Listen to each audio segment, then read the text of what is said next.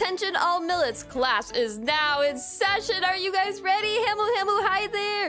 Welcome to Milz Malakite's philosophy class, Pokemon edition. I hope you're ready to embark on a journey of self-discovery, questioning the meaning of life, moral dilemmas, and everything you can think of with Pokemon. Yay! Welcome everybody. Hamu, hope you're having a great Wednesday. A wowie Wednesday. Wow. Wow, whoa there, buddy. Wednesdays is what I'll call it today. I don't know, that's just the vibe. That's the vibe. Welcome everybody. How are you guys doing today? Welcome. You're late to class. I'm just kidding, you guys are on time. I was late to class. Milz OST Loki sounds like Wally's final OST in Omega Ruby. Let's go! Goated comparison.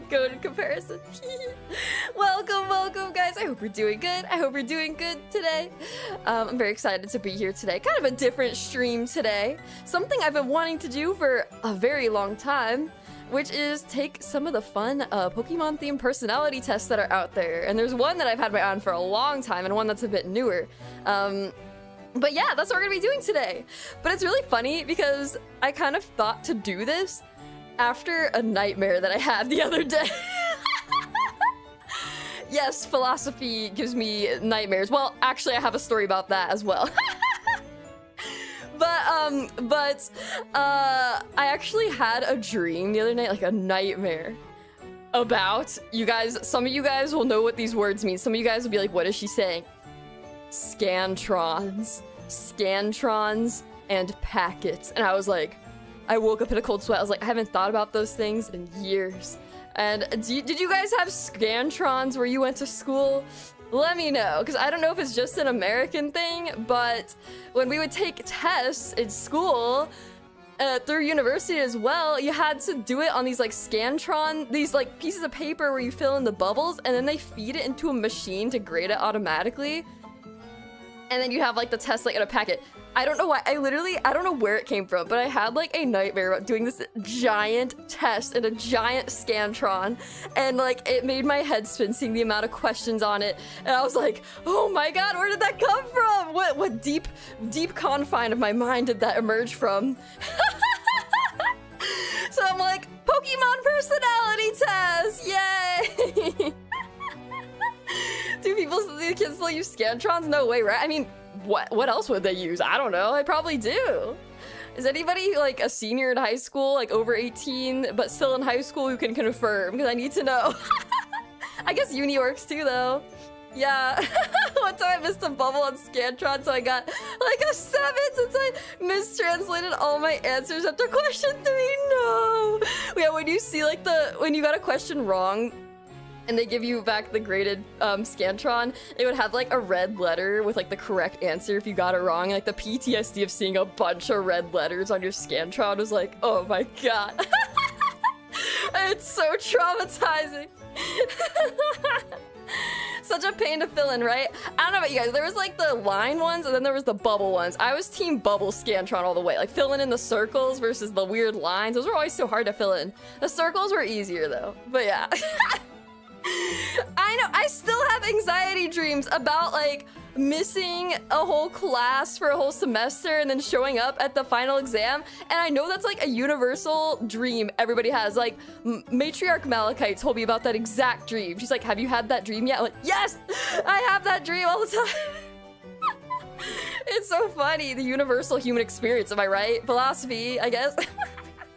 That sucks though. Still having a bubble left over, yeah, oh no. You're realizing you were one question off and how you filled in your answers. We use Canvas for tests? Ah, everything related is in Canvas. Oh yeah, I heard about Canvas. Didn't it get like hacked? Like, I saw something about it getting hacked like a few months ago or something, where it was like Canvas was like down because like somebody hacked it. Like some organization hacked it. So no one could do any of their work. Kinda awesome, I'm not gonna lie. I don't know about uni, but I took an exam for a certification last week and they use PCs now. Yeah, I guess so. But like in like high school, do they still do that? I don't know. Yeah, I don't know. I mean, there's something to be said for the old-fashioned way. Remember the paranoia you got when you said you answered the same letter 6 times in a row or more? Exactly. The mind games of being like, wait, there's no way it's C a seventh time. There's no way. I remember there was a rumor that like C was like more often than not the correct answer, or like there's a higher chance the answer's C than the other answer. So if you didn't know, just put C. I swear that was a thing. I don't know. I don't know if it was true. Other times it was like, there's no way it's C 7 times in a row. I must be cooked. I got hacked. Canvas got hacked by a group called Shiny Hunters. A bunch of Pokemon fans. That's right, the Shiny Hunters. I forgot they were like Pokemon fans. It's so funny. Oh my god. But yeah, another thing. It's kind of funny because I mentioned like philosophy stuff. One of the hardest classes I took for me, like just with how my brain works, was, you guys are gonna laugh at me. Like one of the classes I struggled with the most, just based on how my brain works. Maybe it's because I have Pilz Malakite within me. I got the good and evil within, you know. Ethics class. Ethics was so hard. It kicked my butt. I was like, why is this so difficult? I had to like get my act together. I was like, oh my god, why is it so difficult? I can't even tell you why. It was just like, it was just very dense, you know. It wasn't as good as clear as like, is stealing candy from a baby good or bad? It was like, whoa, I can't even tell you. It was all a blur because I just tried to survive and make it out. But I remember being so like, ooh. And now ethics, ooh, I shudder at the thought of it. Makes a lot of sense though, right? That's why my moral compass is a bit, I'm just kidding. I'm a good person, I swear. Yeah. You guys can't see the chuuni hand gesture I did when I was like, darkness and evil within. Pilz Malakite, I got that Pilz Malakite within me.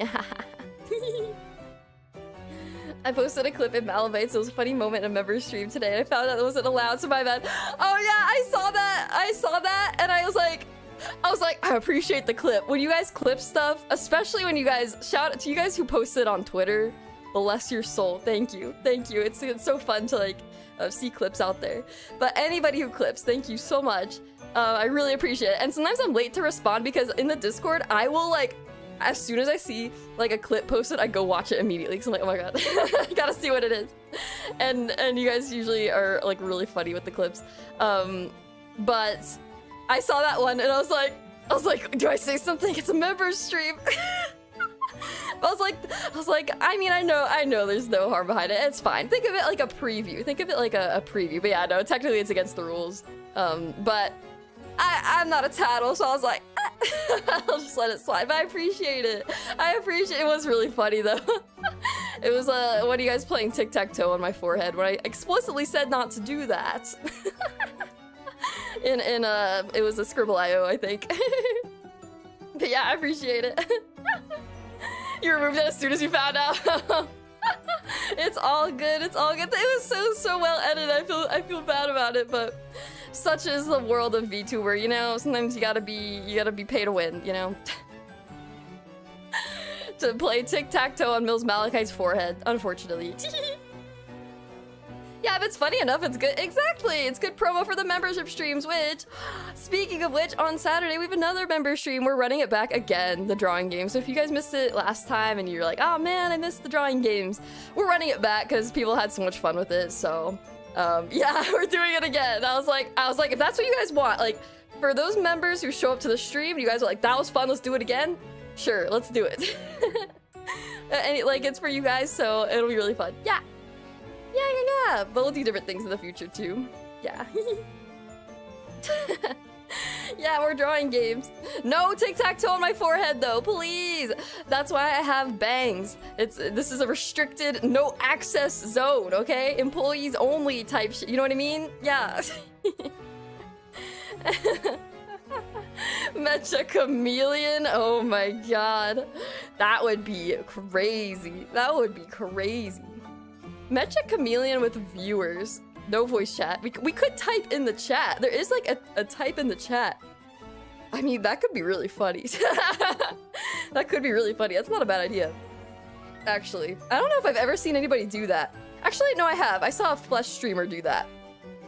They played with their community, and everyone was just like typing in the text chat. It seemed to work pretty well.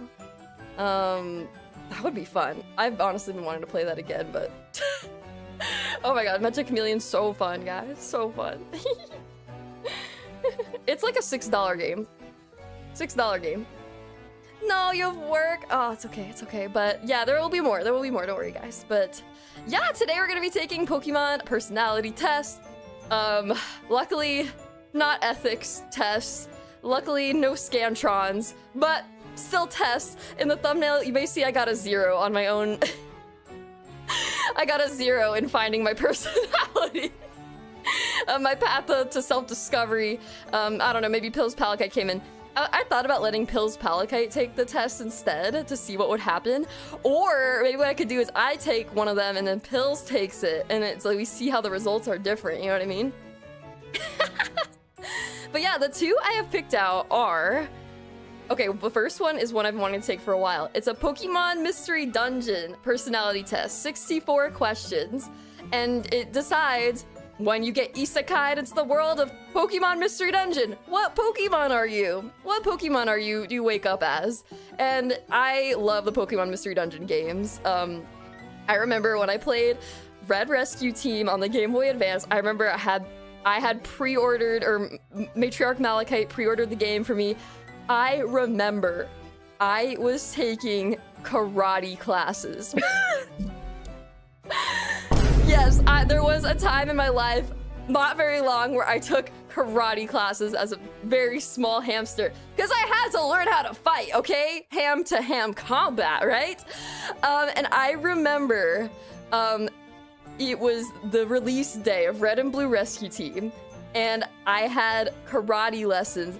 But after that was over, Matriarch Malakite picked me up, and in the back seat of the car was my copy of Pokemon Mystery Dungeon Red Rescue Team and the pre-order bonus, which was this little booklet that was super cool, a little game guide that came with it. And I read that book all the way home. I could not wait to play this game.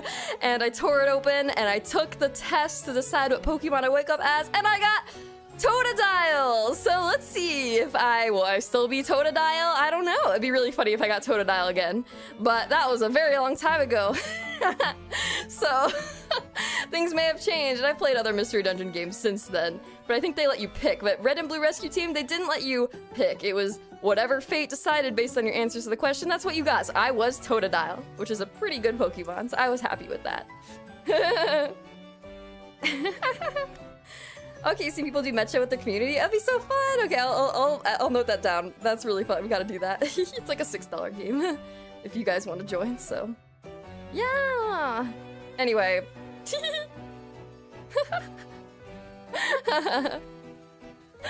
Grovile's the greatest character ever written. Yeah, I love Grovile so much.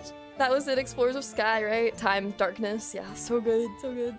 Yeah, I distinctly remember that memory like so clearly because I was so excited. So yeah, we'll see if I'm still a Totodile. Maybe I'll be surprised though. That's what I'm hoping today, is there's some surprises. How does ham-to-ham combat work against non-ham combatants? I'm fighting my inner demons.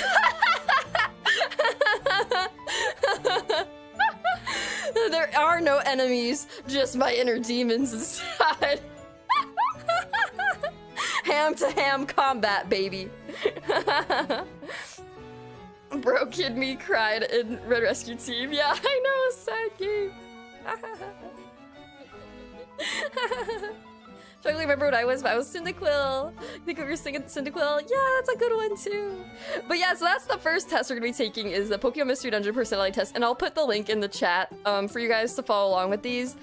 And then the second one is one that you guys were taking in the Discord, and I saw people taking on Twitter and stuff. It's Professor Bonsley's Pokédex Accurate Dual Type Pokemon Personality Type Test. Holy moly, that's a mouthful. Professor Bonsley's Pokédex Accurate Dual Type Pokemon Personality Type Test. My god. I did not realize how long that name was. But this one I'm intrigued by because allegedly there's like so much research went into this Like they went through like every single Pokemon's Pokédex entry, and they like took like attributes from the Pokemon descriptions, and they put it all together, and it's just kind of crazy. They have a whole thing about like, here's all the research we did, and it says it is like, yeah, like they have like Pokemon specific attributes and stuff like that. A first of its kind hyper researched self-discovery experience. So I'm intrigued by that. So yeah, we gotta see what Pokemon type we are. So we'll get what our Mystery Dungeon Pokemon is, and then what types am I? It'll be like monotype, first type, secondary type, that kind of thing. Yeah. Hamu to Hamu combat. The Bonsley test in the preface like an actual Pokemon professor is awesome. Yeah, it's super cool. Who the hell is Professor Bonsley? I don't know, man. There's a little picture here. When I show you guys the thing, they have a design for Professor Bonsley. They look quite fashionable, I must say. So yeah, the guy who made the test. So yeah, I think we'll start with the Mystery Dungeon one, I guess. So we're gonna start with this one. PMD. Or I'll put this in the chat. Pokemon Mystery Dungeon. Oops. Hello, am I back? Sorry. I got swallowed up by the Shadow Realm for a second. But I'm back. It happens. Wednesdays, am I right, guys? Okay, so here is the link to Pokemon Mystery Dungeon test if you want to follow along and try it out yourself. I may be slower at answering the questions though, so which is probably better. But yeah. Okay, guys. Ohayou gozaimasu! 夏風邪ひいて咳が出てる私。あ、夏だよね。暑いね。I'm doing the full quiz because this is a full stream. Let's do this. Let's go to the quiz. And of course, we gotta listen to Mystery Dungeon music for this one. So, oh crap. Wait 1 second. I don't know what my toggle is doing. Carrot browsing on or no, I don't want to turn carrot browsing on. Okay, there we go. My spells do mysterious things in the mortal realm, such as restart games, turn on carrot browsing. I mean, I like carrots as much as the next hamster, but I'm not here to look at carrots, okay, guys? What the hell does carrot browsing do? What is that? It's like some kind of sticky keys or something. I don't know. This OST, no. Yeah, listen to it. Listen to it. This quiz interface looks like Azrael Dreamer's boss fight. It does. But yeah, I'm doing the full quiz. 64 questions. Maybe this will take the whole time. I don't know. This might take the whole time. So let's do it. Oh wait, they got music in they got sound in this. They got the really ambient sound. I think I'm just gonna keep the music going though. Just so I feel a little less existential. First question, you're running a marathon and at the start, you fall flat on your face. What will you do? Oh man. Okay, so I'm trying to picture like I'm there. You're running a marathon, you fall flat on your face at the start. I'm not giving up yet, just give up, shout, start over. I'm not giving up yet. I mean, somebody else could fall on their face and then you pass them. But also, like, I think it'd be more embarrassing to give up. You know, like, it's so embarrassing to fall over, but it'd be even more embarrassing to just give up. Like, I think the adrenaline would help you through it. The adrenaline, like, it would hurt, but the adrenaline would help you through it. And then maybe you can finish even stronger because you're fueled by the pain, you know? Yeah, I'm not giving up yet.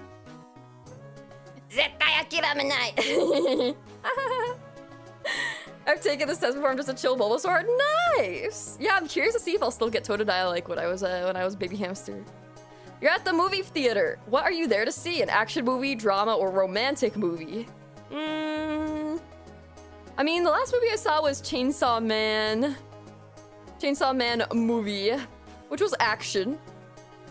I'm trying to think. I don't go to the movies much because I'm embarrassed to say I don't go to the movies a lot because I don't know. I don't like being in crowded enclosed spaces very much. So I'd rather just watch at home. So I'm trying to think back to the last few I've seen. It was okay, Chainsaw Man movie. I'm pretty sure the one before that was the Project Sekai movie. Oh man, I saw so I'll just say action movie. It's probably closest to more things I've seen. Because, okay, the thing about, like... Yeah, I mean, I think that's closest to what I've seen in movies, typically. In movie theaters, typically.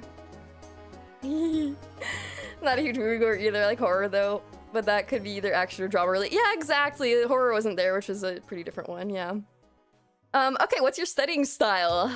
Working hard every day? If I remember to. I just cover what I need to. I can't really do it alone. I haven't had to study in a while. Going back to Scantron PTSD. But my strategy was I would wait till last minute, and then what I would do is like write my own notes and stuff and do that. So I think I would just cover what I need to, because I would just like go over the like highlights, be like, all right, like what do I absolutely need to know? And then I'd write like a cheat sheet, and then I'd be like, all right, here's what I need to know, and then go to bed early. I just cover what I need to. You've been asked to do a difficult task. What will you do? A difficult task? What does that mean? Like reaching to the top cupboard to grab a coffee mug?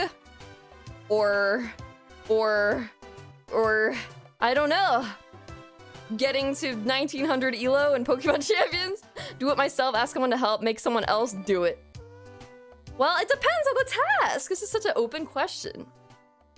If it's reaching to the top cupboard to get a mug, then I'm out of luck.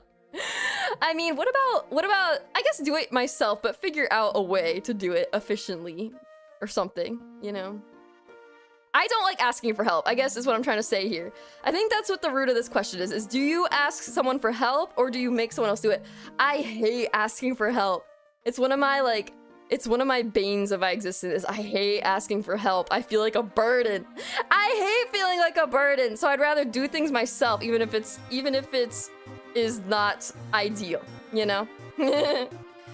Drawing your gen mates to the 1-year anniversary. Speaking of which, yes, I'm cooking. I worked on it a lot last night. I'm almost done with the line art. I know. And then I have the rest of the week to color it. I know. Shh, don't tell them. Don't tell them, but I'm cooking. I'm so glad, because I was like, I don't know if I can do this. I'm doing it! I told myself, I was literally like, pick up the pencil. Just do it. If the drawing is hard, just do it. Power through one line at a time. You can do it. So yeah, I'm gonna finish it. I will finish it by 1-year anniversary. Yeah! I'm so excited. Yeah! For real though, I'm stubborn as hell too. It's tough, yeah. That's been a thing throughout my life, is people are like, you need to ask for help, Milz. Ask for help. Don't be afraid to ask for help. And as a matter of fact, something I've heard is that people like you better when you ask for help or favors. Or like, well, not necessarily, it depends, but like, a good way to like befriend people is like asking for a simple favor, that especially one that like taps into their expertise. Like, oh, I know so-and-so is really good at this thing. Like, hey, I'm working on this thing. Like, what do you think is better, this or this? You know, people love that. People love that. So there's a tip for you guys. Social manipulation 101 with Milz Malakite. I'm just kidding. Are you truly sincere when you apologize? Of course, or that's not easy to admit, Baka. Yeah, of course. Of course. I do, I bow on the floor like a Japanese salaryman when I apologize. Yeah, like the competitive bowing. This song, by the way, guys, was the like first full song I learned on piano, and it was so dope. Anyway, I love this song. Heard it's a psychological trick to ask for a small favor to get them to like you. Yeah, I'm telling you. Asking for advice makes them feel good. See? Exactly. Yeah. Don't be like annoying, like, I can't open this pickle jar, but it's like basically already open. Can you help me open the pickle jar again? No, nothing like that. Like, don't bug them, but like sincere advice about, or maybe about something that they feel good about, that they want to share, and you're giving them a way to share that. Yeah. 100% true, because I love helping people, but it takes me a second to convince myself that I need help. Exactly.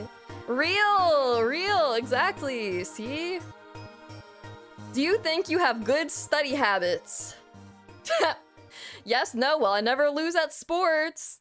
I don't know, guys. I haven't had to study in so long. Hell if I know. I mean, it worked out, but I was last minute about it, so I'm gonna say no. Oh, shit. Wait, can I go back? Oops, I think I picked the wrong one. I misclicked. My hand, I was messing with my bracelet and my hand slipped. Oops. I think I picked the sport one, but, I can't go back, so caution if you're taking this. You can't go back and pick the wrong answer. There's a rumor around about a ghost haunting the school bathrooms. What do you do? Scary bathrooms! Go in there anyway. I'm going in there anyway. I don't believe in that stuff. So I'm going in there anyway. I'll fight the ghosts for everybody. Leave it to me. Everyone's sharing a dessert and there's an extra piece. What do you do? Don't tell anyone, let everyone know. First come, first served. Okay. Speaking from, like, social gatherings where there's someone brought a dessert. Like with my family this past 4th of July, I will be the one to let everyone know that there are leftovers. I will say, hey everybody! There's still 5 brownies left. Does anyone else want them? Because, you know, they might get stale if they sit out for too long. And then I gauge how many people are gonna go for it. If they're like, oh, Milz, you can have it. I'm not gonna eat that. Whoever wants it can have it. I'm like, don't mind if I do. So I let everyone know under the guise that I'm gauging interest to see how distraught people would be if I just took another one. There we go. So yeah, easy. How are your mornings? Always in a rush, always perfect. They are okay. I wake up at like 7:30 and I quickly wake up and then I have to, I get summoned to the, I get locked in the wage cage at 8 a.m. I was like, so sometimes I am kind of rushed. I would say I am actually always in a rush. Because I pretty much just try to get all the sleep I can get. And then I'm like, oh crap. Everyone around you's laughing hard at something you think is pretty boring. What do you do? Nothing really, laugh along, it depends on the situation. Okay, so everyone's laughing at... Oh, actually, I freaking love that meme. I love that cat. I think it's freaking hilarious. I should have picked a better example. Everyone's laughing hard at something you think is pretty boring. What do you do? I would probably just go do something else. I don't know. You know? Nothing really. I probably wouldn't laugh a lot. I'd probably be like... I'd probably just go do something else. Clearly, it's not the vibe. You know what I mean?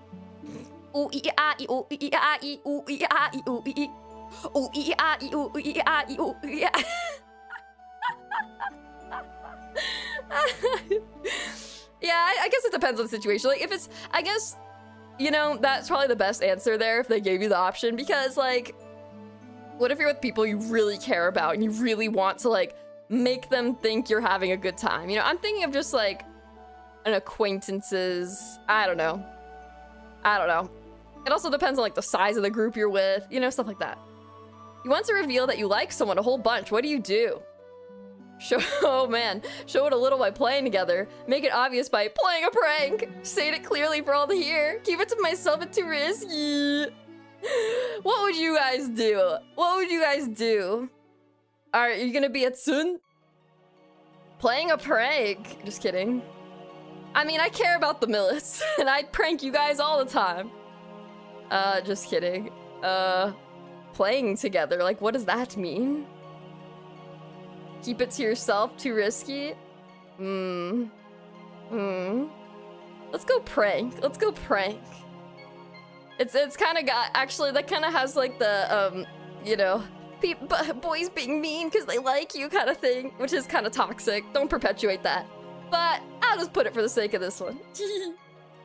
You're on a stroll and a TV crew pounces on you for an interview. What do you do? You're on a stroll when a TV crew pounces on you for an interview. What do you do? Run away. How embarrassing. Answer questions properly. Yuck it up. Woohoo, I'm on TV. Yeah. Yeah, I'd be like, yeah, hell yeah, I'm on TV. I would own that. Yeah, I mean, why not? Do you like lively parties? I mean, it depends. It depends. Probably not, though. In, like, university, I was very... Even if I got invited to things, I would not go, ever. Not my thing. Unless my roommates, she brought them to me and I had no choice. And people would touch my stuff and it'd make me mad! Don't touch my stuff! So no. It depends though. If it's with like, I don't know. It depends on if it's people who are your friends versus like strangers. But I'll say no, because in general, I'd rather just be at home alone and in silence. Doing my own thing. Not a fan of lively parties, so I can't talk to people because it's too loud. Events that are too loud aren't fun. You know, I agree with like restaurants and stuff too. Like, I hate when like a bar or something is too loud and you can't hear anybody. You know? It's like, what's the point? Why are we here if we're screaming at each other? So yeah, I agree with that. It's like, you might as well go somewhere where you can actually hear conversation, you know? Because like, sometimes it's like, why are we yelling? That's too lively if we can't hear each other. Yeah, I agree. People at the next table are singing for someone's birthday. What do you do? Stay on the sidelines, sing along, walk away. Oh, come on. Wait, who would just like walk away? I would stay on the sidelines. I mean, this kind of situation, what else is there to do but ogle and be like, oh, look at this, there's a birthday over here. Oh, like, look who has a birthday. And delight in the fact that the person being sang to is probably very embarrassed. There's nothing more fun than being an onlooker for a situation that is embarrassing in a benign way. You know what I mean? Yeah, I just hate it when there's nowhere quiet I can go and I've had enough. I agree, exactly. Yeah. Sing along. Isn't Happy Birthday like one of the hardest songs to sing? Or is that just some rumor? I don't know where I heard that. Okay, this one says you're in a completely silent assembly. When you suddenly hear someone pass gas, how do you react? Vine boom. I press Vine boom and that's it. I'm just kidding. That's really embarrassing. Roll on the floor laughing, just let it go by. Who was that? I would just let it go by. It's just too, see, this is secondhand embarrassment where I want to disappear. Like, I can't deal with that. Like, someone being sang happy birthday to and they're a little embarrassed, that's funny to look at. You know, that's funny to look at. Like, ah, ha, ha. They got the whole like cake and everything, everyone's looking at them.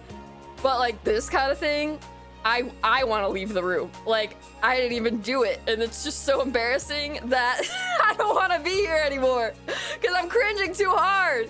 So I would let it go by, meaning I'm out of there. Get me out of there. I'd be doing the speed while you're trying not to laugh face. Exactly. Totally be laughing. I mean, it depends on the mood. I would laugh about it later, but it'd just be too embarrassing. Do you like karaoke?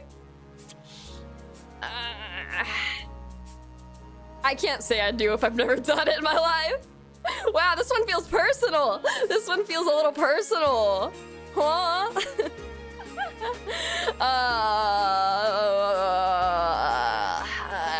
No comments. I mean, like versus do? If I like the idea, do I like watching it? Versus doing it. This could be interpreted a few different ways. Okay, like, think about karaoke. What are all the ways we experience karaoke? We have VTubers. We have Kidori Kono's amazing karaoke. We have real life karaoke at like a dive bar where someone is just wasted out of their mind singing Living on a Prayer completely off key. Also amazing. So, I mean, let's just say yes. But I'll just say yes. I'll just say yes. Someday I'll work up the courage to do it though. Do you prefer to play outside rather than inside? It depends on the weather. Like when it feels like 100 degrees outside, no. But any other day, I love going outside. I love nature. That's my thing. Like I love nature. I like looking at birds and stuff. And rodents, wild rodents, stuff like that. Do that rap karaoke? Wait, what do you mean that rap karaoke? Like there is a rap karaoke, it's been discussed. I'm not doing that.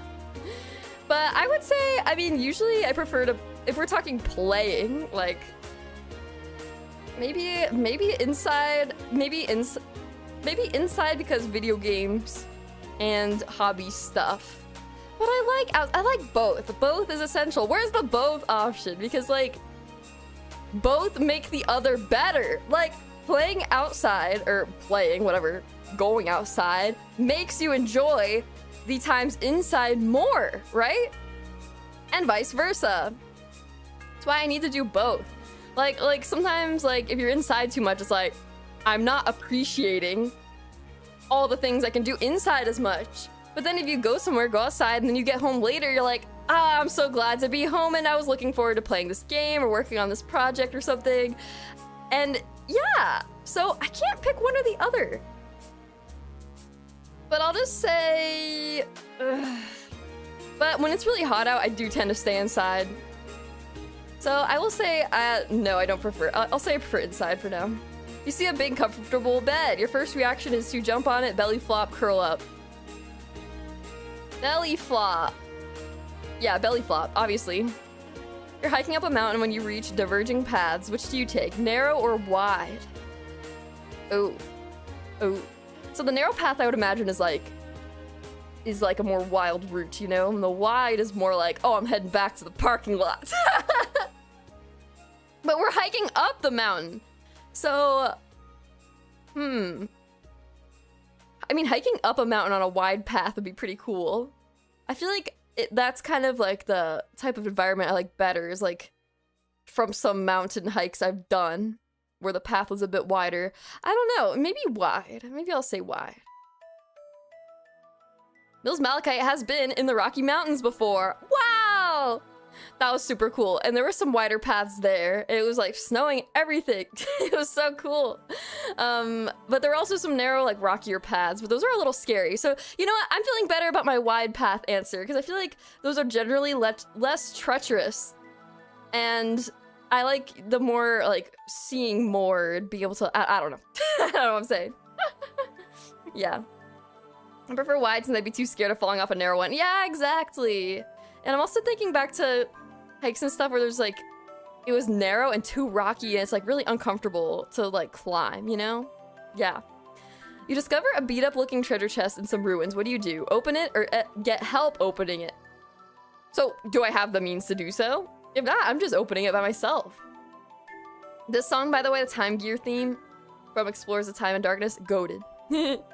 Your friend takes a spectacular fall. What do you do? Help my friend up, laugh, it's too funny. I'm helping them up, what the heck? I'm not evil. Milz Malakite would laugh though, she's evil. You're daydreaming when your friend sprays you with water. What do you do? Get mad, get sad, woohoo, water fights. I would get mad, I'd get mad, yeah. I'd get mad because I don't like water because it makes my hair frizz up and I don't like that. I do not like when that happens. So I would be mad. I genuinely tripped while in a narrow path like last month, so I picked wide. Yeah, see, that's what I'm saying after thinking about it more. Yeah. Have you ever thought that if you dug in your backyard, you could find buried treasure? Yes or no? Honestly, no, never thought about that. I do have a weird fascination with fossils, though.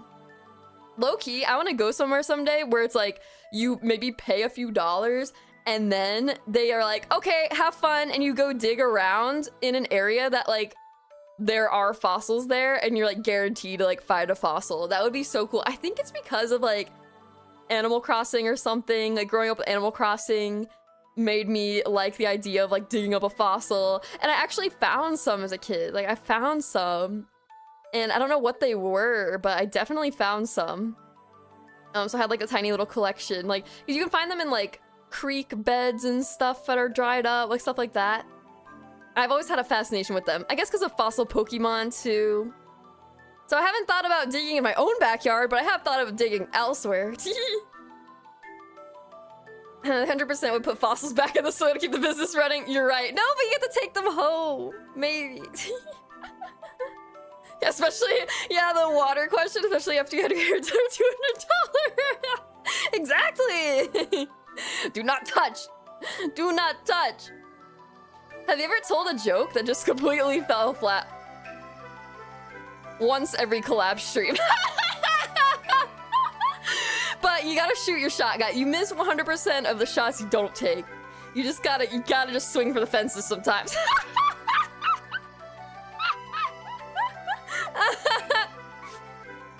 Hey, what's that? There's someone behind you. So, did you look just now? No. I didn't. Okay, I admit it, you tricked me. Okay, let me think about this. It was actually somebody in front of me going like, hey, what's that? There's someone behind you.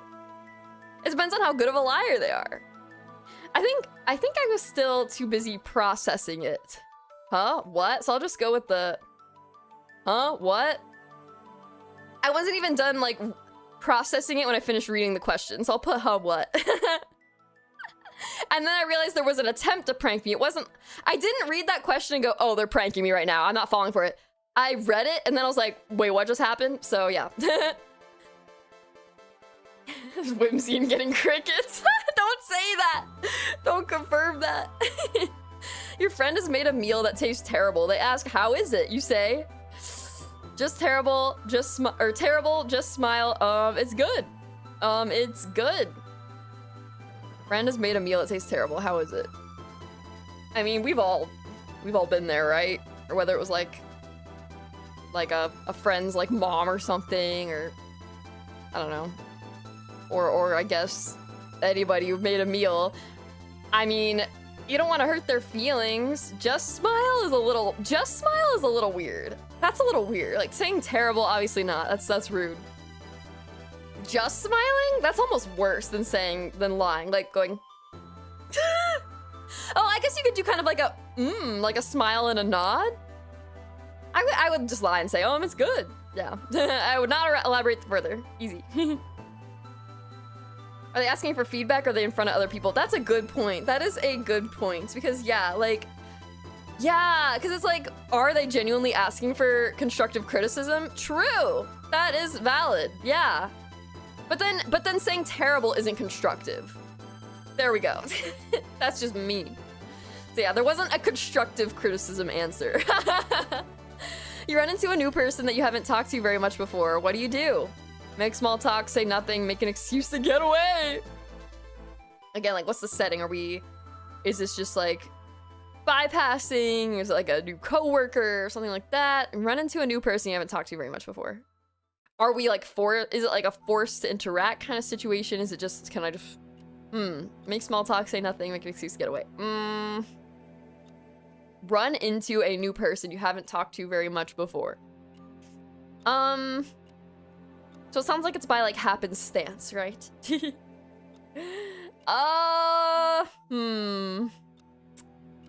depends. I mean, small talk. Hey, yeah, come here often. Working hard or hardly working, am I right?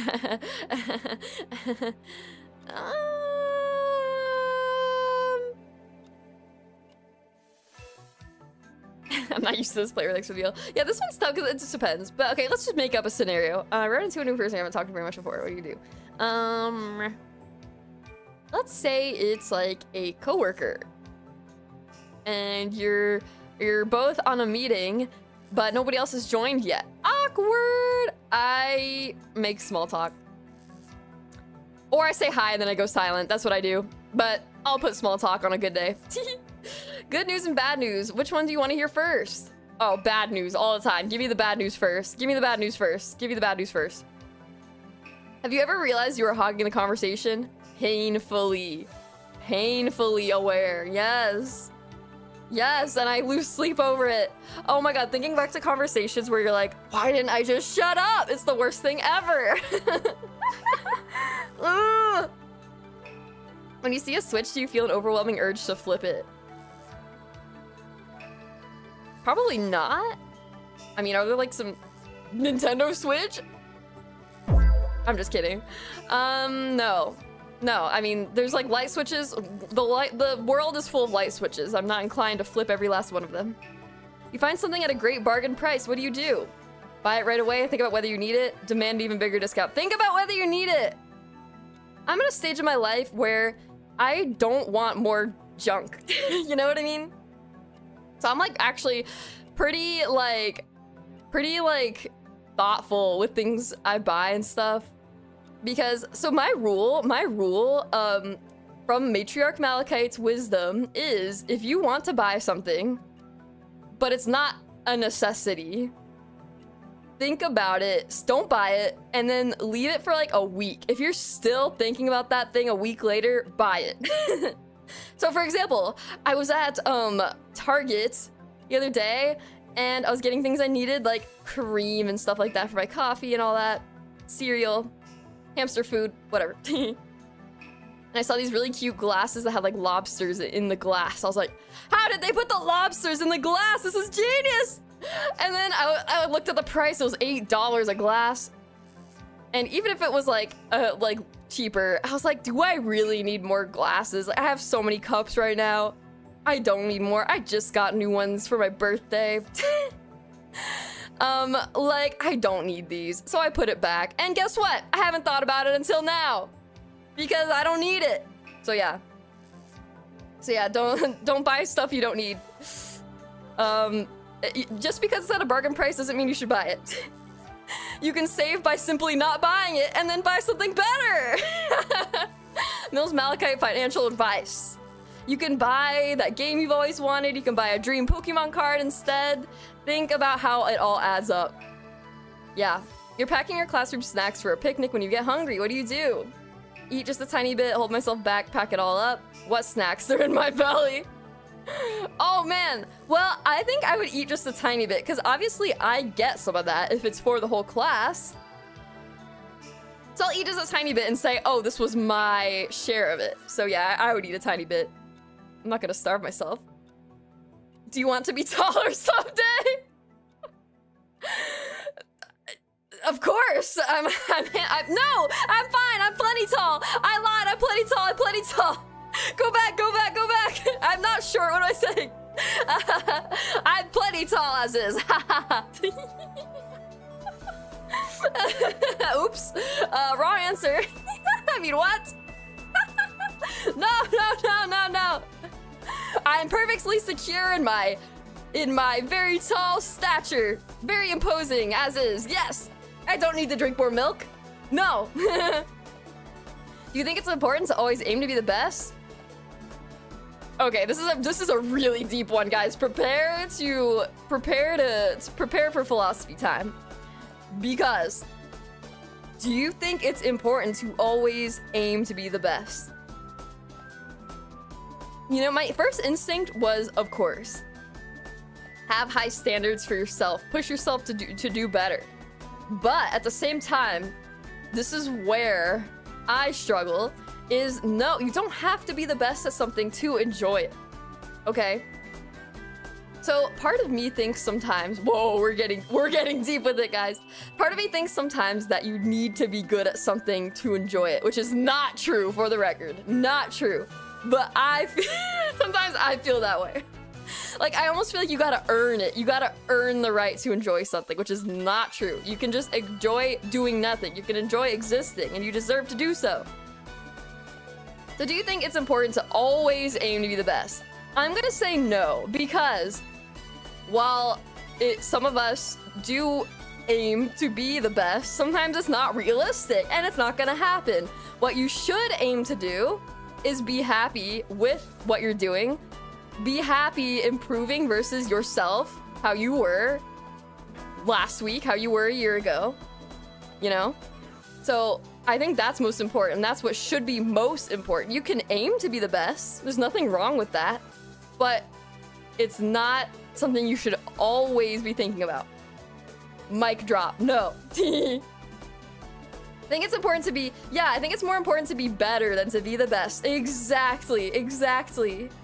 Yes, it's important to have ambition, but always trying to one-up people or always bring the best is exhausting. POV, climbing the 2100 ELO. Exactly. Yeah, see, exactly. Like, it's good to challenge yourself and to push yourself. But realistically, you're gonna be miserable if you aim to be the best all the time and you're setting the expectation for yourself and you're not meeting it. So you gotta just, you know, lock in and focus on your own growth, your own journey type shit. Hello, welcome in, Smokey. Mighty Magical, what's up? Welcome in. We're getting so full. You guys joined, but we're getting the most philosophical with it. Welcome to Milz Malakite's ethics class? Therapy session? I don't know what it is anymore. Yeah, you only really need to compete with yourself. Be a better version of yourself. Yeah, exactly. I like that. Better, not best. Oh, I love it. Amazing. Bars. Have you ever looked at your reflection in a mirror and thought, what a cool person? I mean, of course. We all should do that sometimes. Milz Malakite? Of course. I mean, look at me, especially my ears. 5 whole feet of awesomeness right here. If you saw someone doing something bad, could you scold them? Of course, or not really? I'm looking at you guys. I'm just kidding. Yeah. I can now. Do you prefer to be busy or to have a lot of free time? Free time. Well, or in between. Nah, free time. Because I keep myself busy in my free time. Oh my god, the things I would do with more free time. The things I would do. I'd be unstoppable. So free time for sure. You're about to buy a popular game when someone else gets the last copy. How do you feel? Ah, my Fire Emblem Fates Special Collector's Edition. Thank you so much for the subscribe, by the way. Fire Emblem Fates Collector's Edition that Matriarch Malakite pre-ordered for me as a gift. And then GameStop was like, oh, sorry. We said we had more than we actually did. So you didn't get it. And I instead got the regular version of the game, which is fine. But I wanted my collector's edition. I still think about it. I shed a few tears. I didn't even look at the answers. I didn't even look at the answers. And I answered it for myself. I shed a few tears. I'm sad I didn't get my collector's edition of Fire Emblem Fates. But I got the regular game eventually, and it was fine. But I was a little sad about it. Welcome in, welcome in. You just make yourself even more busy with your free time. Exactly, exactly. Yeah, like I'm somebody who in my free time, like when I say I want more free time, like I always gotta be doing something, you know what I mean? Like keeping the hamster wheel brain spinning. Like, you know, trying to challenge myself in different ways and stuff. So I feel like I make okay use of it. Yeah. You notice that the toy you bought for full price yesterday is marked down to half price today. How do you feel? Heartbroken, arg, bad timing, I guess. Yeah, bad timing, I guess. I mean, it's fine. You'll get the cash back. Your friend is running a little late to meet you. Is that okay? Yeah, that's fine. Things happen. You've just stuffed yourself with a good meal when a great dessert arrives. What do you do? Oh, yes, I love dessert the most. Guys, I have a second stomach for dessert. I will always have room for dessert. Actually, not always, but sometimes. But I'm not gonna turn it down. It's right there. It gives you a nature at the end. Oh, let's go. I wonder how far in I am. I have no idea. Yum, I love dessert the most. You have a really important test tomorrow. What do you do? Study all night long? Wing it? I'm sure it'll be fine. Test? I think I have a fever. I never pulled all-nighters because they're actually bad for you, because like you need sleep. So something that like was life-changing to me was like knowing how important sleep is for your memory. If I'm forgetful, that's why. It's because I don't get enough sleep these days. But when I would be in a position where in like uni and stuff I had to cram for a test the next day, I would make sure to throw in the towel by like 11 o'clock and get like a full night's sleep, and just try to make sure that the studying I did was like important, and then actually get enough sleep to remember it.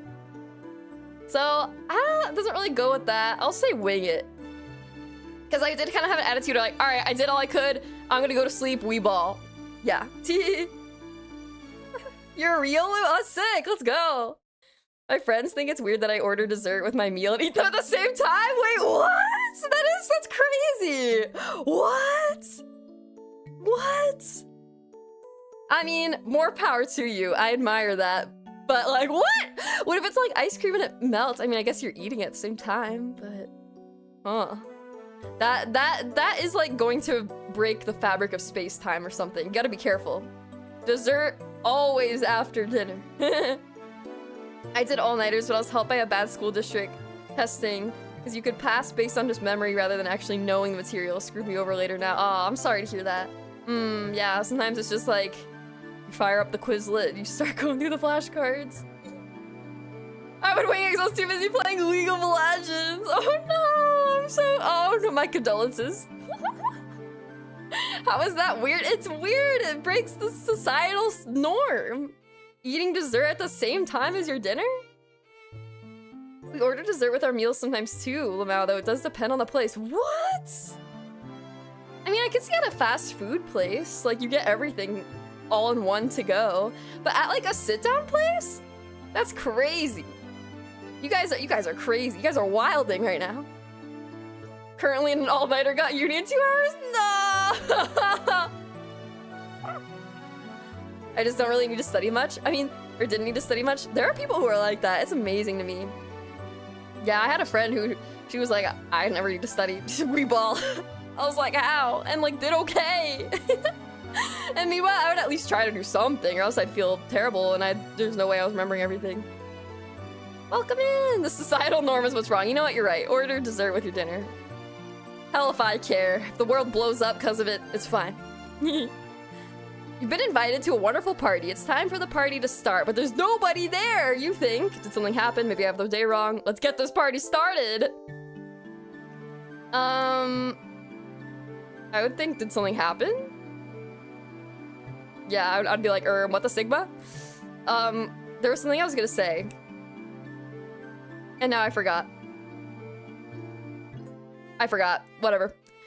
Do you think that no matter what, life goes on all the time? Yeah. Yeah, no matter how bad it gets, tomorrow is a new day. The phone's ringing, what do you do? Answer right away, wait a bit before answering, ignore it, let it ring. I ignore guys, the amount of spam calls I've been getting this week is insane. Like literally just today, like just before stream. All the time I get so many, and if it's a number, it's not, like usually it says like potential spam. And I'm like, computer, ignore the call. Other times it's just a number. I ignore that, like, I think everybody ignores these days. I'm not answering that. I hit the mute button so it shuts up. Literally, like 3 times today I've gotten spam. Like there must have been a data breach or something. So yeah. Must have been a data breach and someone got hold of my phone number and sent it to a bunch of people, cause yeah. Dinner and dessert, y'all are really eating a giant bowl of ice cream with a plate of Olive Garden pasta. You see, the secret is mixing the two together. Yeah, why not go all the way? If you order dessert with your dinner, why not go all the way and just mix them together? What are you afraid of, huh? If it's a FaceTime call, I gotta lock it. I gotta lock in first, look presentable. Oh god, it'd be even worse. No. I get so many spam calls. My phone is almost unusable. It sucks. I know, right? They happen in bursts for me. Like 1 week I'll get a ton and then next week nothing. Your friends seem to be making plans to hang out. Just out of earshot. You think? I want to go too. No big deal. Will they invite me? Oh. Yeah, I think it's normal to be like, am I invited? Am I invited? Do you want to be famous? No. Not the level, let's just say like niche internet micro celebrity. Yes! That'd be, yeah, awesome. Famous in terms of like famous? No, I feel like it just ruins your life, you know? Like I feel bad for celebrities and stuff. They can never live normal lives again. Niche internet micro celebrity though? Yeah. It's a form of fame. Well. Did I just curse myself by hitting no to do you want to be famous? Oops. Whatever. You've been handed a large bag as a souvenir. What do? Wait until I get home to open it, shake it, open it. It's smaller than everyone else's. What the heck? What if it's not, though? I mean, did they say I could open it? I mean, I'm opening it right away. I'm gonna open it. I'm opening it. I'm opening that thing. Have you ever forgotten you bought something and bought another one? Oh, I think this has happened, but I can't remember with what. Famous equals financially stable forever, though. That is true, but you can't do normal things anymore.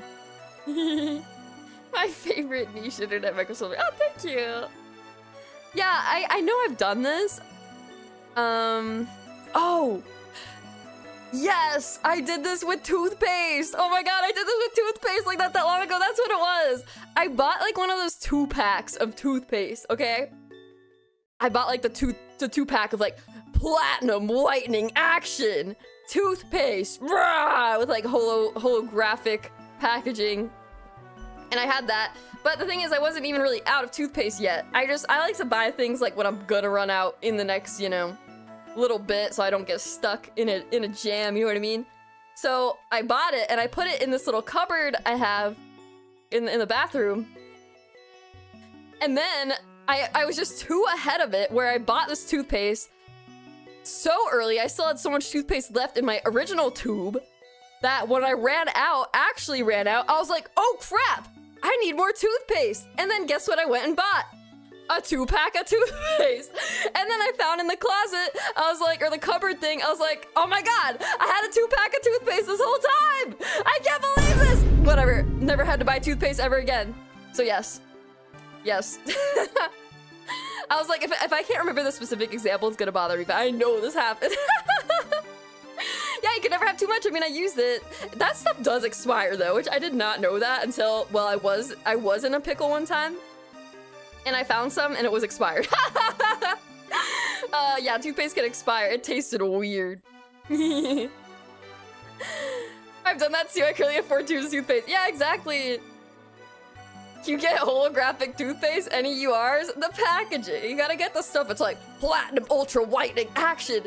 And it's got like the rainbow holo pattern on it. Yeah. The SSR toothpaste. I'm so glad you put Vine Boom in the soundboard. I know, I'm getting so much use out of it.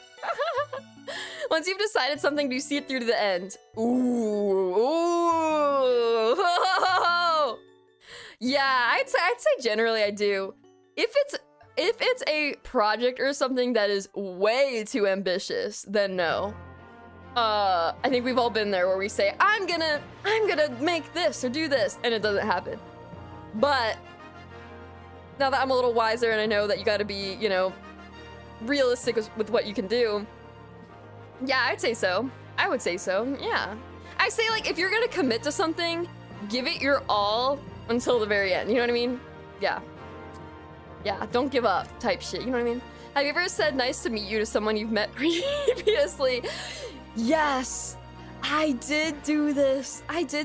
It was with, like, one of my parents' friends who I had met as, like, a teenager, I think, and I just didn't remember. I said nice to meet you when I met them. I think it was around, like, the holidays or something. I forget why they were in town. And I was like, nice to meet you. And they're like, we've already met before. I was like, nah, it's so embarrassing.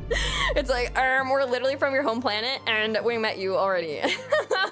You don't remember us? Awkward. Bro, it's so awkward. Yeah, it's happened. Did you make any New Year's resolutions? I did, and they're still in progress. Don't worry, I haven't forgotten. I did, yes I did. Do you think it's important to be fashionably late? Yeah. Guiltily, I am always like 15 minutes to 15 minutes late to things that aren't like wage cage stuff, you know what I mean? Like anything not wage cage, I'm like 15 minutes late for. Or like if it's like a meeting with Vir2alVerse or something like that. Like something important, I try to be on time for those. Out of respect for, you know, everybody involved. But like for social things, I definitely show up 15 minutes late, like by default. I never want to be the first one there early. Yeah. I did talk about my New Year's resolutions earlier this year. I talked about them on stream. Yeah. You've won big on a raffle ticket. You say, woohoo, I can't believe it. This is my little secret. So like, I won the lottery. Guys, if I won the lottery, I'm telling everybody. I'm just kidding. I don't know. I don't know. How big are we talking? I can't believe it. I mean, that's pretty normal. Woohoo.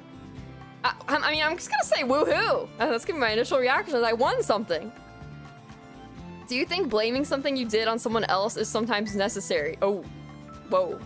Blaming something you did on someone else is sometimes necessary. Ooh, no, I don't know. I'm a believer in just like being accountable for your mistakes. If you mess up, just say it. Because it causes more headaches down the line if you lie about that, you know? I don't see any situation where it would be good to blame somebody else. Do you guys think? I mean, if it's something that would deeply upset someone dear to you, then maybe. If it was an accident. But like blaming something on someone else, like that's just... I can't think of a situation where that would be the right way to go. What do you guys think? You wouldn't tell anyone you won the lottery, there would be signs, yeah. Yeah, me suddenly having every dream Pokemon card in my collection. How curious. The new Uggs and a mink coat. Bro, I had some Uggs back on my home planet, got them imported. And I wore them in the snow a few times. Uggs are not snowshoes. They are not snowshoes. Those things fell apart. They were falling apart and I wore them in the snow. And they were falling apart, so literally the sole of the Uggs was falling apart and snow got into the shoe. It completely failed at the one purpose it was supposed to serve.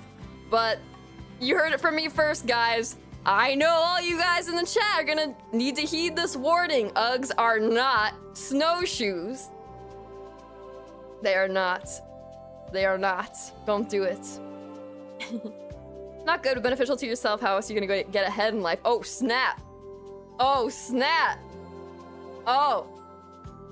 No, they're not waterproof. No, they are not waterproof. You think blaming something you did on someone else is sometimes necessary? No. I mean, sometimes necessary, maybe, but I'm gonna say no. Your friends suddenly won't listen to you when everything was fine yesterday. What happened? Maybe they're sick, they're lost in thought. What? Why? Maybe they're lost in thought, I would think. Like, maybe they're distracted, maybe they're just busy, you know? Yeah. You take off your shoes to realize your socks are 2 different colors. What do you do? Oh, no! Get embarrassed again? I meant to do that. 2 different colors? Are they like... Okay, so the big question here for this one... Are they 2 different styles of sock? Okay, if they're the same style in different colors, that's fine. Who cares? Like, both ankle cut socks. But if one is a crew length sock and one of them is ankle and they're different colors, well, that's embarrassing. You can't play that off, you know? You can't say you meant to do that. Unless you're like me and you have uneven socks. See? Uneven socks. I meant to do that, okay? I meant to do this. I meant to do this. I meant to do this. This is all part of the coordinated fit, okay? I meant to do this. Trust me. I did not get dressed in the dark, okay? I did not get dressed in the dark. I definitely did my laundry, and this is intentional. But different colors. Well, I guess different opacities is fine, right? We have a semi-transparent sock and a long opaque stocking. Perfectly fine. Perfectly fine. Yeah. Yeah, there needs to be I don't care option for this one. Alright. So, 2 different colors though. Embarrassed. Side note, your outfit is one of the hardest to draw holy details. I'm sorry! Feel free to simplify if you want. You have permission to simplify. Go, men. Took me like 4 hours to make a full body illust. I feel your pain. I feel your pain. Don't worry, I'm right there with you. I'm right there with you.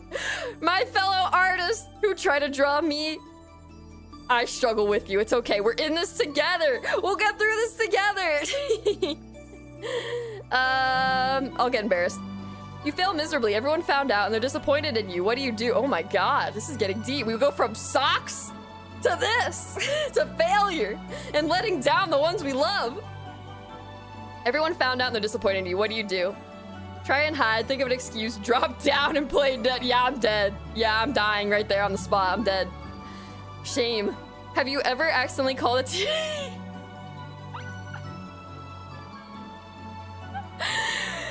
I called my 5th grade teacher mom. I remember it. I remember it. So embarrassing. Yes, I did. Everyone's done this at least once, right? Everyone's done this, right? Oh god. They're disappointed with the mismatched socks. You're right. You're right. That was the failure. Have you ever blurted something out without thinking about the consequences first?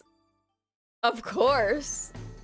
Do I breathe air? Yes, of course. Which teacher, what grade? It was just teacher for like everything in 5th grade. You're in class when you realize that you really have to go to the restroom. What do you do? I love how these are all like school questions, because I guess like Pokemon Mystery Dungeon is a game for kids, you know? It's kind of funny though. Okay. Ask for permission to leave, sneak out, hold on until class ends. I mean, ask for permission to leave. It's embarrassing, but you gotta do it. You gotta take care of yourself, man. Your friend offers to treat you to dinner. What do you do? I'm there. Allow me. Thanks. I'm definitely an allow me. I'm definitely, I got this. I got this. Let me have it. Let me have it. And they're like, no, no, no, no, no. And it's awkward. You see a cake that is past its expiration date, but only by 1 day. What do you do?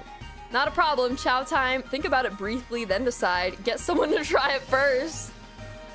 Now, okay, I'm gonna imagine it's a carrot cake, which is my favorite kind of cake on the planet.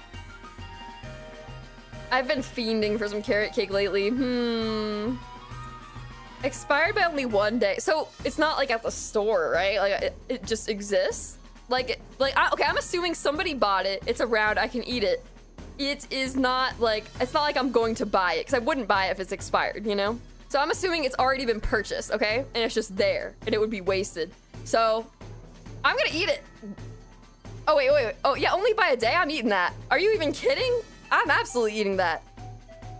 Quick sniff test. Yeah, that's valid. It's embarrassing to need to use the bathroom. I don't know, man. Having basic bodily functions is embarrassing sometimes. It shouldn't be. It shouldn't be, but to me it is. You're eating at a very fancy restaurant known for its food. Which course do you select? Seared steak, healthy fish, anything, it's all good. Not steak. I freaking hate steak. Fish all the way. Are you guys ready? Wait, hold on. We gotta do this. I'm gonna let this ooh. Are you guys ready? I think I'm done with the test. You seem to be the brave type. You don't know the meaning of fear. You're not afraid to keep moving forward in the face of danger. You also have a strong sense of justice and can't turn a blind eye to someone in trouble. But you sometimes push your own personal sense of justice a little too hard. Be careful that you don't get too pushy. So, a brave type like you. You seem to be Pikachu or Charmander? Wait, either one? Pikachu? Or Charmander? And it looks like, I guess, I don't know how accurate this is. Rash, brave, impish, hasty. Lower on the hasty. I would think I'm a bit more hasty. Interesting. I'm not sure how accurate this one is. Maybe I am braver than I think. We have the same results. Wait, let's go. It's Pikachu and Charmander. Relax. I'm gonna be real, guys. I think this is like almost completely opposite. I think I'm more high on the hasty, where I'm very impatient about things, to my detriment. Less on the calm and relax. I'm high strung all the time, guys. I may seem chill, I'm not chill. I'm a hamster. Have you ever looked at a hamster? They're always shaking in fear. I mean, I am the world's strongest hamster, so I'm fine, but definitely lower on these. I'm very high strung and I'm very impatient. Sorry, you can't see my cursor, but relaxed, calm, I'm definitely lower on those. Hasty, definitely higher on that one. The others seem okay. Quiet, quirky, lonely, like middle of the road. A little bit lower. Yeah, I mean, naive maybe should be a bit higher. I tend to kind of like don't know things sometimes or see the good in people too quickly. Yeah. Interesting. Well, what do you guys think? Do you guys think this is accurate to me? Or do you completely disagree? Because I think I disagree. I think I'm still Totodile deep down. I think I'm still Totodile. I disagree. I'm just kidding. But this one wasn't like scientifically, you know, scientifically like the other one we're gonna take, which I'm gonna try to go through it a little faster. So yeah. You got Fampi, relaxed, sassy, docile, nice! Wait, I forgot you could be Fampi in Mystery Dungeon, that's so amazing! It's a sign you should play Zard Y! or Mega Raichu Y, yeah! I agree, because you got the rodent, but yeah, maybe some of them were a little off. Yeah, I did get Pikachu, which is a rodent. Close enough, right? You got Calm type, that seems accurate. Doesn't seem the most accurate. I feel like the questions needed more options too. But it's a really cute test. Super cute. Super cute. So yeah, that is that. That was my result. So yeah, let me know what you guys got if you also took it. It's fun seeing everybody's different results. Okay, so the other one I wanted to take was this one. Pokédex accurate dual type Pokemon personality test. This one is like, this one I would expect to be accurate because this is like scientifically like, they did the scientific method or something up in here, okay? Like, look at Professor Bonsly means business. And they have this whole lore of how they made this thing. They got methodology. Like, they have an example entry of, like, one of the Pokemon in their database, which is, they have all the Pokemon in there. They got Oddish. It says, like, it's even got qualities, like loud, shrieks horribly. Just like me, for real. It's just like me. Okay, so I'm reading this thing on the right. You can't see my cursor, but Oddish. Some of the qualities they listed for like Oddish as an example. They did this for every Pokemon.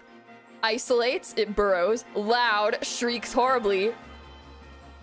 I mean, that's me right there. I'm just kidding. But yeah, they have this whole methodology where they like looked at commonalities of each types as a percentage. They compared them. Yeah, it's crazy. It's crazy. But let me see how long this one is. 50 questions. Okay, I'm gonna try to speedrun this one. I did talk for the first part of the stream, so I might go through this one too, because I can probably do this one in like half an hour. All right, guys. Oh, let me put the link to this one. Hold on. Oops. This is my streaming browser, so we're chilling. It's fine. Let me get this link for you guys. This is my streaming browser, so the whole history is Gartic Phone with the Millets. I love playing Gartic Phone with the Millets. Okay. So this one is Pokédex accurate. Some of you guys already took this one, but you can just either take it again or help me understand myself on this journey of self-discovery. I'll turn this down a little bit. Okay, I think that's fine. Let me know if the music is okay now. I just turned it down a little bit. It seemed like it was a little loud. Pokédex accurate dual type personality test. Personality type test. I'll just say dual type personality test. If you want to follow along. Yes, this will finally decide it. The true typing. It has been debated forever. Am I fairy rock? Am I steel dragon? Am I steel whatever? Who knows? We will find out today. Yes, yes. It's gonna be like bug. Someone put you as ice type, but the description was a little off. Still pretty accurate though. Interesting. I ain't reading all that. Yeah, let's jump in. I did read it earlier. I read it earlier, but yeah. Okay. All right, guys. You just moved. All your stuff is still in boxes in your new bedroom. How does the thought of unpacking and arranging your stuff most likely make you feel? Looks like we have more choices here. So, okay, the thought of unpacking and arranging all your stuff in your new room. I'll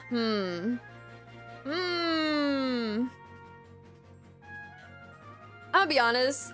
I am a little slow to get things out of the boxes because how I see it is like if I don't care to get it out, like it's kind of a test to see, do I really care about those things or can I get rid of them? You know what I mean?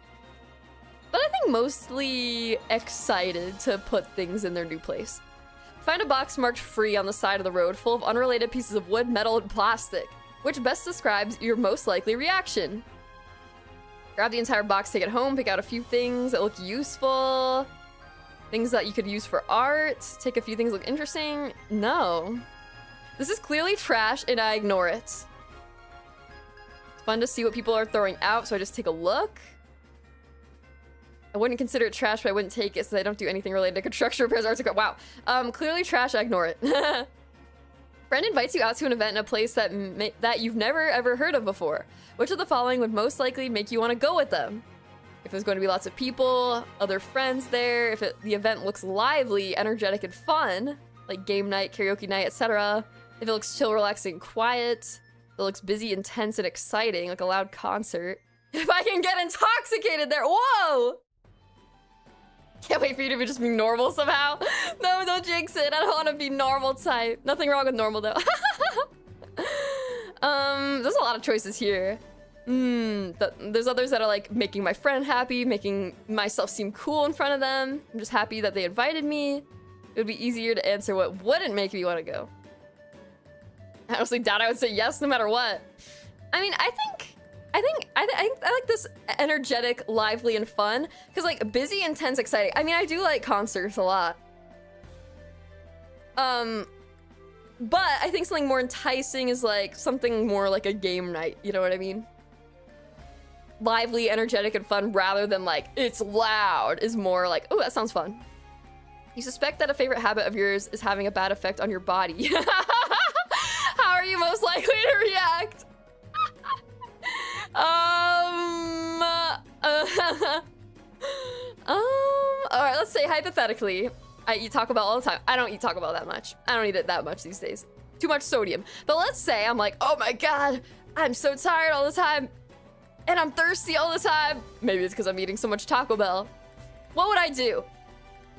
Yeah, I try to just do it less to see if it's any better. Makes sense. Easy. An important appliance in your home stops working! Which of the following best describes your most likely initial response? Oh my god, guys! I made a tweet about this. My toaster broke and I was so proud. So my toaster, like, I eat bagels all the time and it would stop toasting. Like, the little lever would stay down. And guess what I did? Hopefully it's an answer choice. What I did is I figured out a way to use a rubber band to get the lever to stay down and toast my bagel. The only flaw in that plan is that it doesn't allow it to pop up automatically, so it burnt the bagel. But it worked, okay? As long as I'm just supervising it very closely, it worked. However, those days are over because I just got a new toaster. Yay! I finally got a new toaster. I was doing the rubber band method for a few weeks now. How many weeks has it been? Yeah, goodbye rubber band method. You will be missed. Maybe someone else will find use out of you, but I have a new toaster now. It toasts things so fast. Like, it toasts my bagel instantly. I couldn't believe it. I was like, what? Is this what modern toasters are like?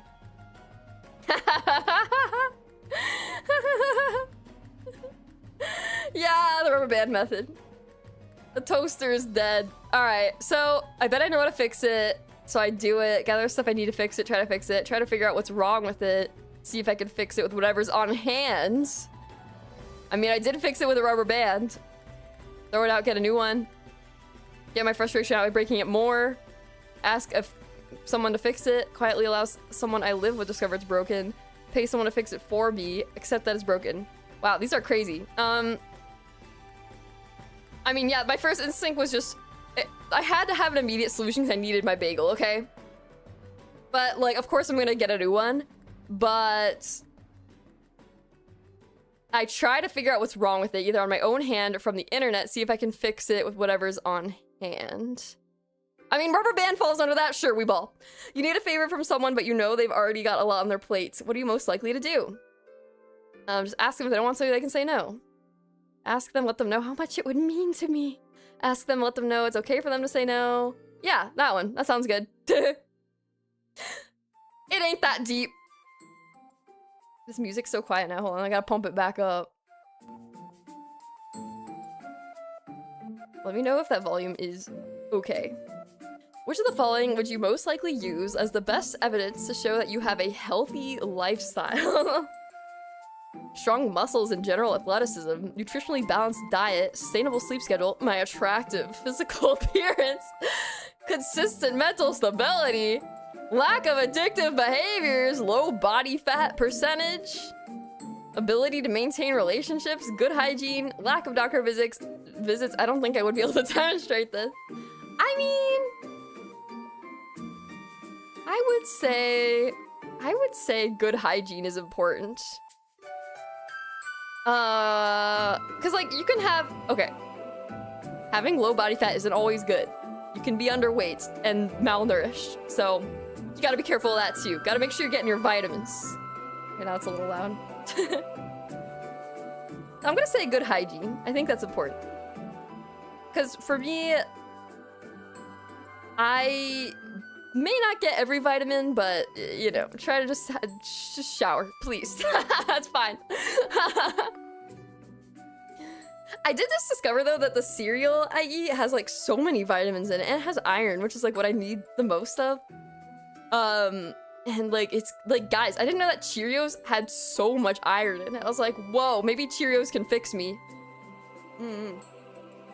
It's very late, the grocery store's closed, and you just realize that you're hungry. The only food you have is some leftovers from a meal that you didn't like that much to begin with. What are you most likely to do about this? Or out of food, only got leftovers I didn't like.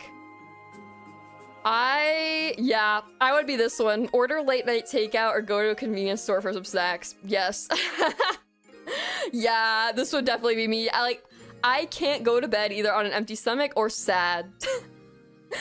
Having to eat something I don't like. So yeah, go this one for sure. Sleep is the foundation of health, though. That is true, but yeah. You found out someone you don't like has stopped going to a place that you both normally go to, specifically because they are afraid of running into you.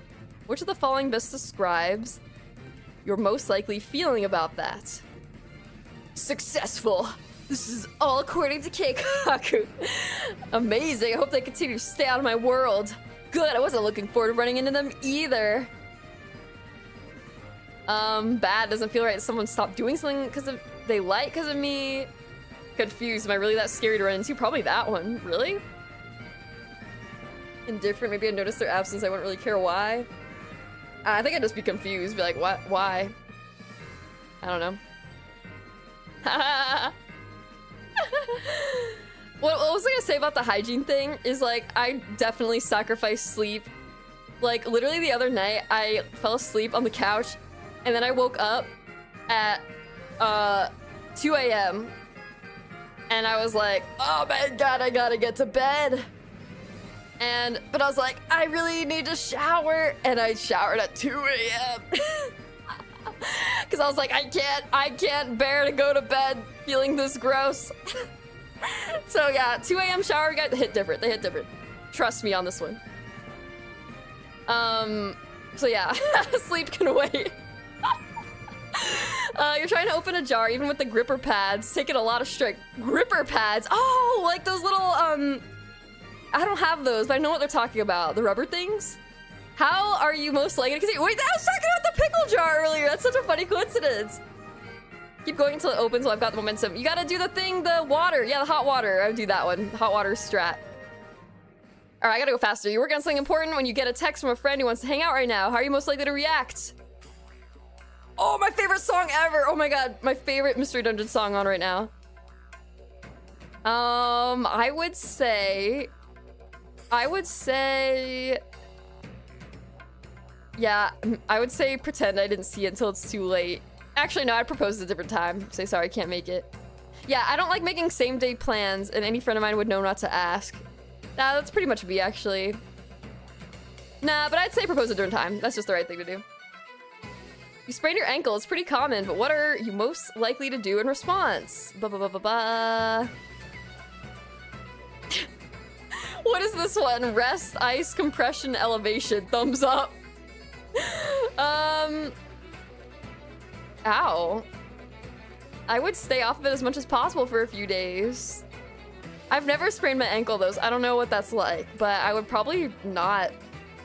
I'd probably try to just let it heal. Milz, out of curiosity, what did you think Venusaur was animal-wise? Some kind of frog, but mostly a dinosaur. Venusaur, I would say, is a dinosaur, right? I know a lot of people say he's a frog, but he's got little cat ears. Frogs don't have cat ears. I would say dinosaur.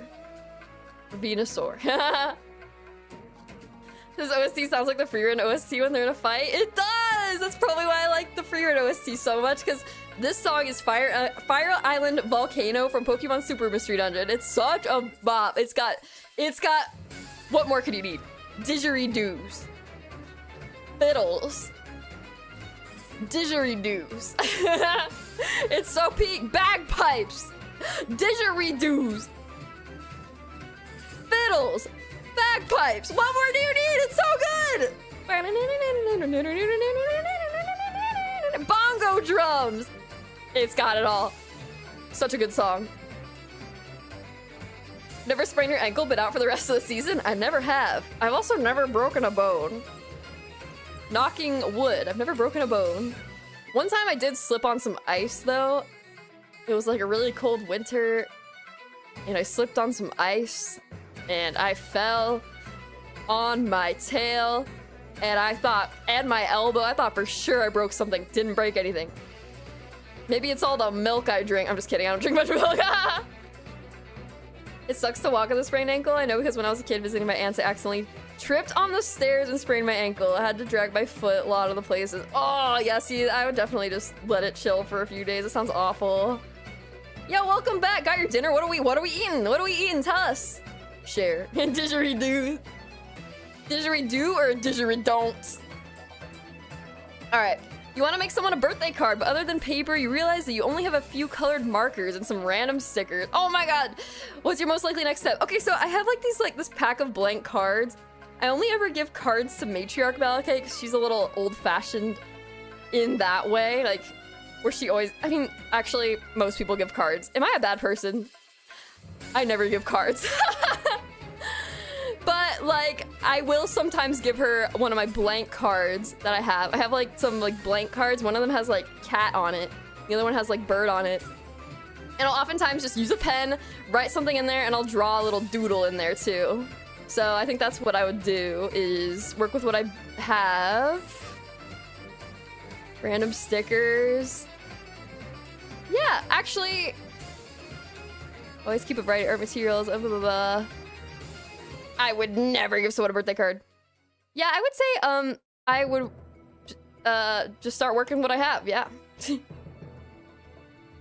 Auntie Anne has a pretzel corn dog without the stick, some basic chips, and 2 slices of sourdough bread. with butter and cheese and toasted just right. Oh my god. Wait, I'm sorry, hold that thought. I will come back to the pretzels. Yui Tachibana, VT, thank you so much for the Akasupa, thank you so much! Hi Milz, hope your day's going well. I want to be kind today and share this gratitude with you. You're a pretty underrated and lovely person to watch. Hoping your career continues to take off. Thank you so much. I really appreciate it. I really appreciate it, Yui. Thank you so much for the support. Oh my gosh, thank you so much. What a nice surprise. If you're looking to get philosophical today with a Pokemon layer on top of it, you're come to the right place. We're on a journey of self-discovery today. So thank you so much. Does this mean I've discovered myself? Have we done it, chat? I'm just kidding. Thank you so much. I really appreciate it. Thank you. I think it's time to get some new headphones, guys. Yes, I still need new headphones. I've been putting it off for months. They are literally peeling and falling apart. So I will take this as my sign. Thank you so much. I appreciate the kind words, the heartfelt message. Yeah, we're talking about greeting cards and stuff. And then the heartfelt Akasupa. This is your sign. Send greeting cards. Thank you so much. Nice surprise. We were talking about Auntie Anne's. Thank you. Again, I can't move on from this. I appreciate it. Oh my god. But this Auntie Anne's meal sounds crazy. Pretzel corn dog without the stick, basic chips, 2 slices of sourdough bread with butter and cheese, and toasted just right. My feeble brain can't even comprehend this. This is crazy. That sounds great, though. I'm only giving cards to my parents. My friends get physical gifts and everything. That's how it is for me, too. It's like cards only for parents. Yeah. Not even grandparents, honestly. It's kind of terrible. Maybe I should be better. Don't know about sprained ankles, but I can say that it sucks not being able to put pressure on your foot. Gout sucks. Oh no. Oh no. Yeah, not being able to walk might be a big debuff. Simple meal tastes good to me. Yeah. Simple is best sometimes. Thank you again for the Akasupa. Okay, I'm normal. I'm fine. You're doing an escape room with some friends. How are you most likely to be in this situation? I love escape rooms. I did them with some fellow wage cage warriors. So fun. So fun. I love escape rooms, which is kind of contradictory to me being a hamster and not liking being trapped in enclosed spaces. I love escape rooms. They're so fun. And having your moment where you actually contribute, nothing feels better than that. Nothing feels better than being like, I figured something out and I actually helped. I helped with the escape room, I helped us get out. So I would say, there's a lot of choices here. I feel like stressed. I feel like everybody else will be judging my contributions. Prankish. I would say focus. Escape rooms are great for team building and we should aim to do our best. Yeah. Don't be competitive about it. Like, I want to find the most clues. I think focus is good. There's always that person in the group who's bossy though, who like is leading the pack. But for me, it's more just like focus. I'm trying to lock in. Be sure to hydrate too, by the way. The summer's been brutal. For real. Oh my gosh. I have my, they got the seasonal sparkling water that I really like at Target.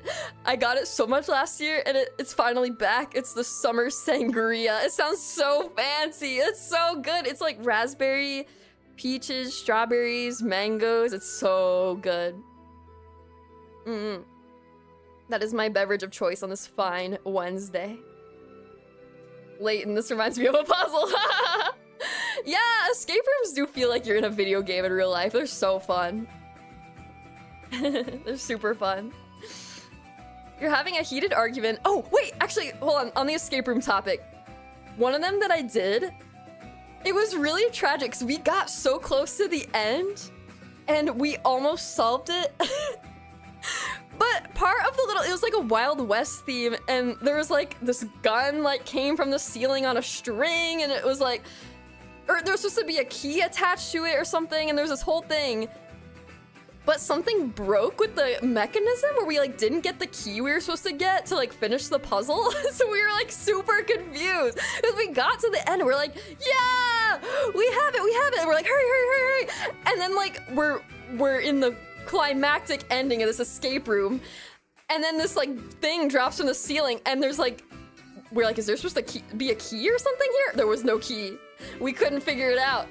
And it turns out it wasn't our fault. It was like something was broken. And the staff people were like, oh, we're so sorry.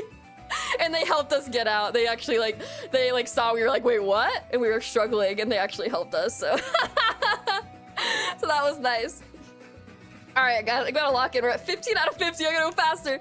You're having a heated argument with someone you're close to and they just brought up something that they know you're really sensitive about in a negative light. How are you most likely to respond? Ooh. Ooh. Ooh, ooh, ooh, ooh. Let them know they crossed the line.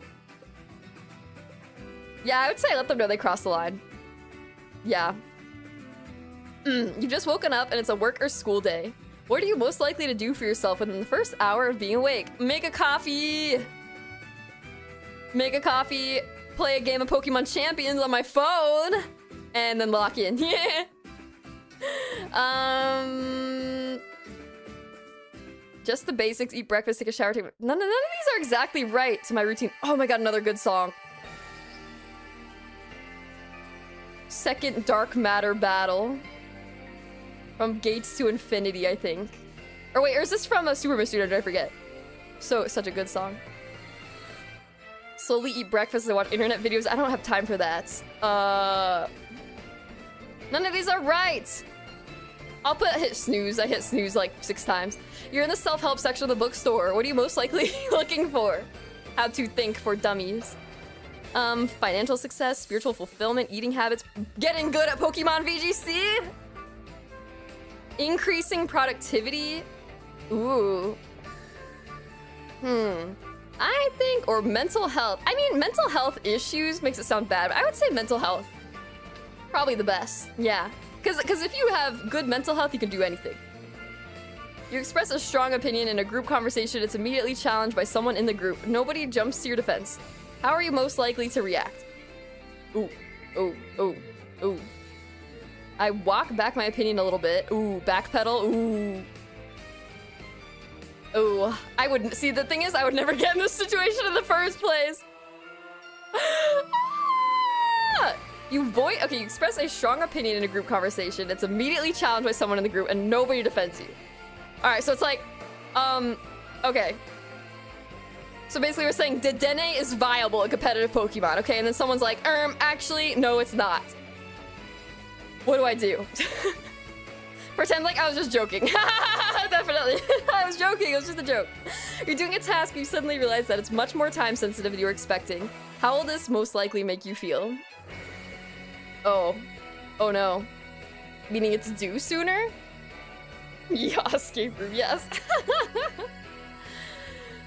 It's time, so you're like, it's due sooner? Oh, I'd be like, oh crap. A little stressed, I know I can handle this. Motivated because of the time crunch, I'm gonna cut myself a little slack and do a good job. Yeah, I think you'd have to sacrifice some quality to get it done faster. Or would that only make me more stressed? I mean, yeah, I would be motivated. Yeah, I think this one, because it's like, I would be motivated to do it, and I will do it, I'll be stressed about it, but I'll excuse if I make a mistake, because it's like, well, I got it done. Throwing a party at your place, how are you most likely to get people to show up? I would say food. Where's like the food choice, you know? There's no like food choice. You right now at the 1-year anniversary. Show them a clip of the Dene sweep. You're right, I wouldn't say it's a joke. I'd be like, oh yeah? Well, explain this. I actually just saw somebody on Twitter who was using Dedenne, an entrainment Dedenne team. So Dedenne used entrainment on a Charizard to give it the ability plus, which powers up both the Dedenne and the Charizard. Because 2 Pokemon on the field having that ability are stronger. And it was really funny. I would just say... yeah, Revive 1st year anniversary. It's gonna be super awesome. So I'll say,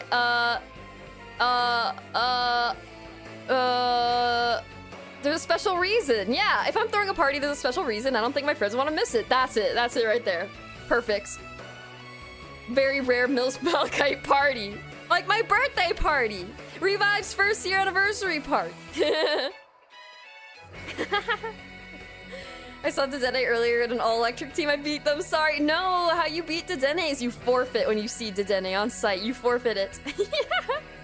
I was thinking of doing this shit. I wasn't able to pull it off on the entrainment one. Yeah, they said, the person who posted the clip said it does not work all the time. It's not consistent, but it's fun. Two of your friends are having a personal conflict and they want you to mediate to help find a solution. What trait of yours would most likely be the reason they asked you specifically? Oh, I've been in this position before. Oh my god, I've been in this position before. I think it's...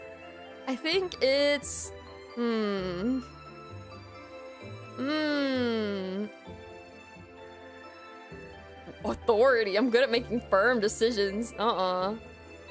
Maybe wisdom? Or warmth? I don't know. Just being understanding. Honesty. I think for this one... I think maybe just warmth. I don't think I always have the answers, but I'll just be an ear. I'm happy to be like, I hear you, you know? Speak your truth, sister, you know? But I don't always have the answers.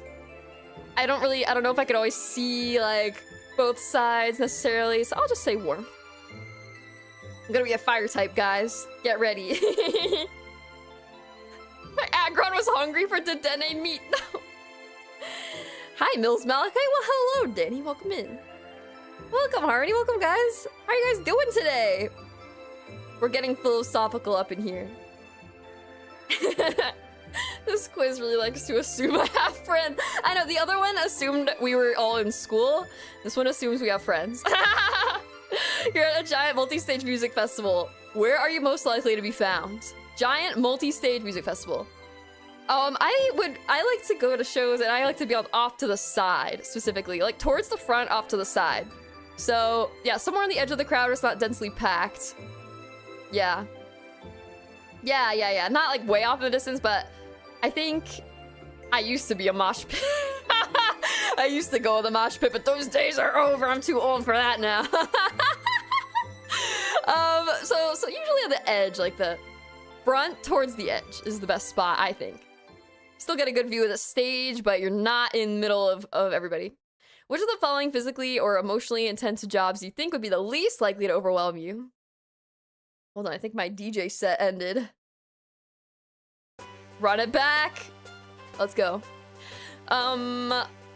Physically or emotionally intense jobs do you think would be the least likely to overwhelm you? SWAT officer. Okay, bouncer, firefighter, wrestler, stunt person, lumberjack, fulfillment center worker, SWAT officer, nurse, bartender. I think bartender, maybe? I have significant difficulty with less intense jobs as it is. All of these are equally undoable for me. I've never had a job. I've never ever switched. I'm gonna say bartender because at least that's like fun. And you're not in, like, you're not in physical danger or dealing with medical life or death situations. Like, you know what I mean? Like, wrestler, you're getting schmacked. Bouncer, you might get schmacked. Stunt person, you're gonna get schmacked. Lumberjack, you're schmacking trees, and you may schmack yourself in the process. Although in RuneScape, I love cutting down trees in RuneScape. So, there's that. Level 99 woodcutting, by the way. Fulfillment center worker sounds overwhelming. SWAT officer, you might get schmacked. Nurse officer, what? Nurse, you are dealing with potentially life or death situations just by making sure someone's healthy. So I'm gonna say bartender. Because it'd be fun making drinks and stuff. It might be stressful when you're dealing with drunk people, but it's fun. It's fun. So yeah. Bartending would be exhausting because of the constant socializing, but I feel like they're often just kind of doing their own thing in the back, making the drinks and then serving it up. You know, I don't think you have to be like a therapist, everybody who's at the bar. I would hope that they're just talking to each other or just, I don't know, enjoying their drink. Oh no, you belong to a subculture. Just got a lot of negative mainstream media attention. How would this most likely affect your relationship with that subculture? Okay. VTubing, maybe? There is a VTuber who's cursing the World Cup. I'm just kidding. She's amazing. Everyone loves her. She's amazing. I love her. She's amazing. Okay, but if it's actually something really bad, I think I would still... I mean, I wouldn't advertise it, but there's good parts of the subculture, right? I think, like, there's always good parts and bad parts of a subculture. If we're being, you know, real, like, anime subculture. The weebs, otaku subculture. There's good and bad, right? So I think, I would still quietly engage with it and share it with people who seem open. Well... What about people who are still in it? I would become a full-throated 24/7 champion of my maligned subculture. Whoa. I would say... Yeah, I would say... I wouldn't say I would more proudly engage with it, but I would probably just... Yeah, sure. Well, downplay my interest, if it's somebody who's not in it.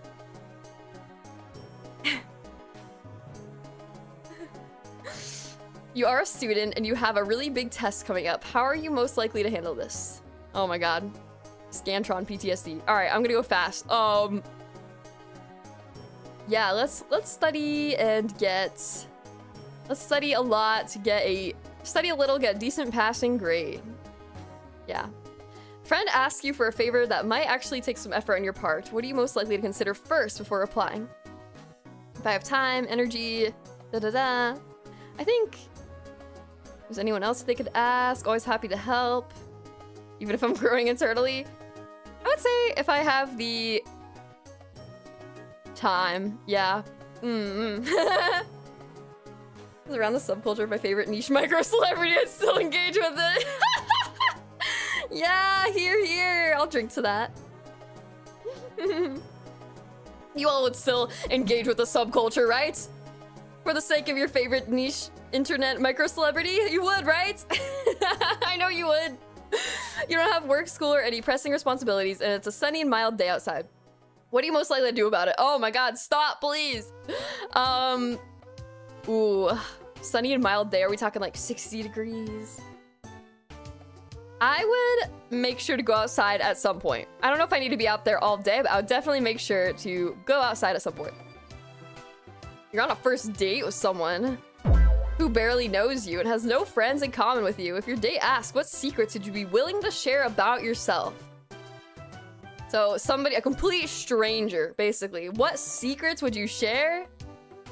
I would openly, I mean, in my stream title, I'm sharing my darkest secrets. Maybe,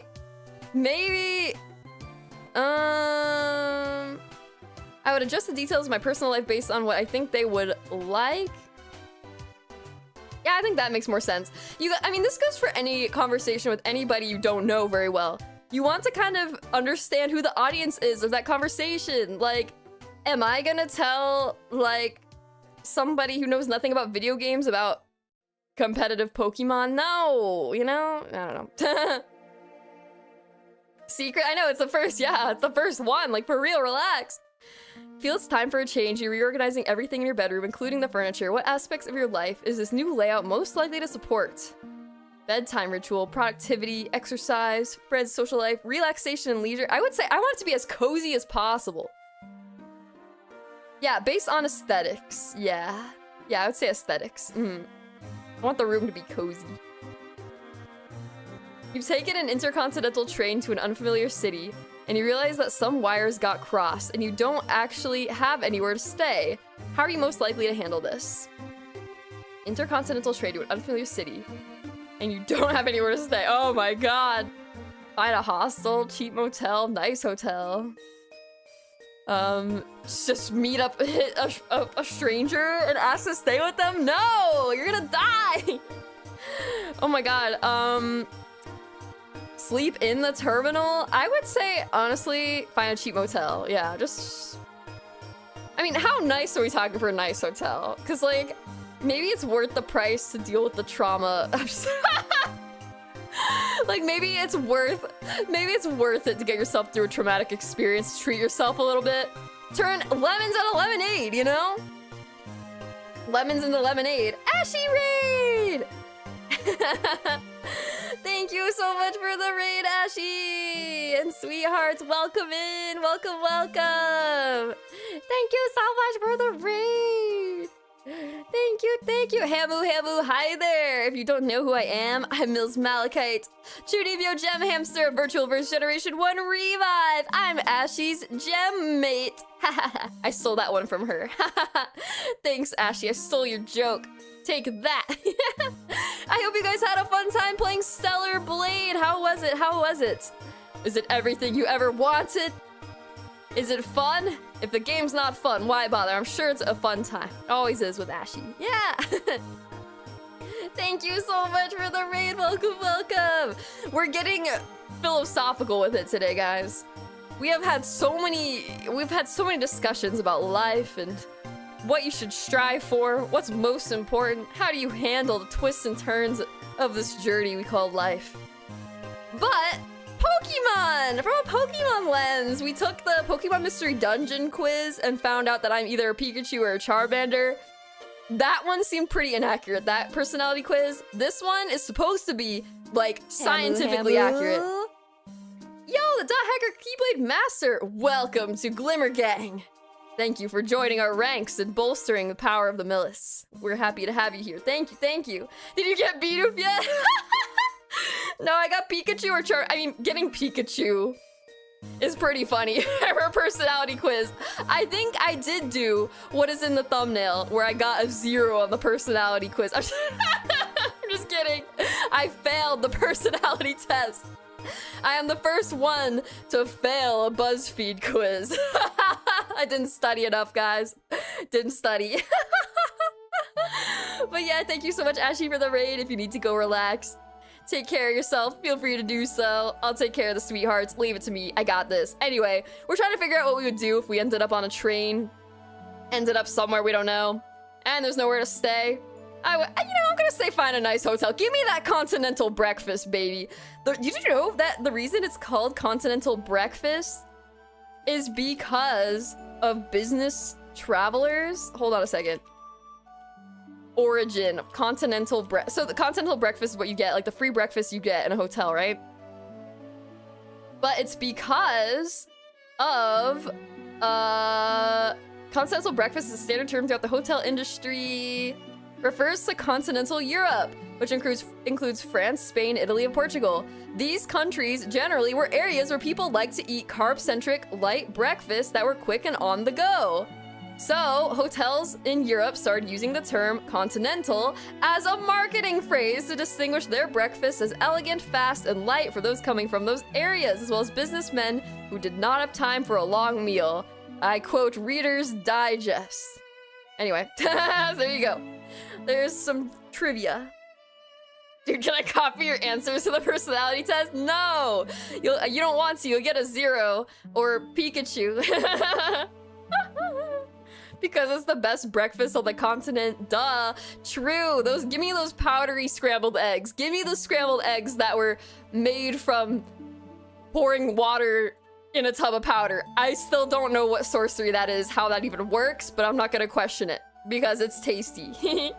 Same with the mashed potatoes. How do they do that? I don't want to think about it. What is your ultimate priority when working out? Bold of you to assume I work out. I want to feel stronger, more attractive, feel healthier in general, sleep better. I mean, okay, my version of working out is going for a little leisurely walk every day, okay? And like walking to things. So I'm gonna say just to feel healthier in general. You have an established friend group that gets together regularly, and unexpectedly one of your friends brings a new person to the group. How are you most likely to feel about this? I'm just kidding. I mean, yeah, why not welcome them? Sometimes I can see where people are a bit hesitant. You gotta like build trust with people, but it's good to be open to it. Because if your friends are friends with somebody, they're probably good people, I think that is important. Is like, if you trust your friends, you can probably trust that they have good taste in people, and so people that they're friends with are cool. So I would say friendly. You don't have to be like, gatekeep your friend group, you know what I mean? If your neighbors were asked about what you're like, what sort of consensus would they most likely have? Your neighbors? Hell no, they don't know a thing about they don't know what they screaming. Screaming woman. Noise complaint. So they would probably where's the answer for always screaming? I don't see an answer that fits that. So they may have a pretty accurate sense of my personality.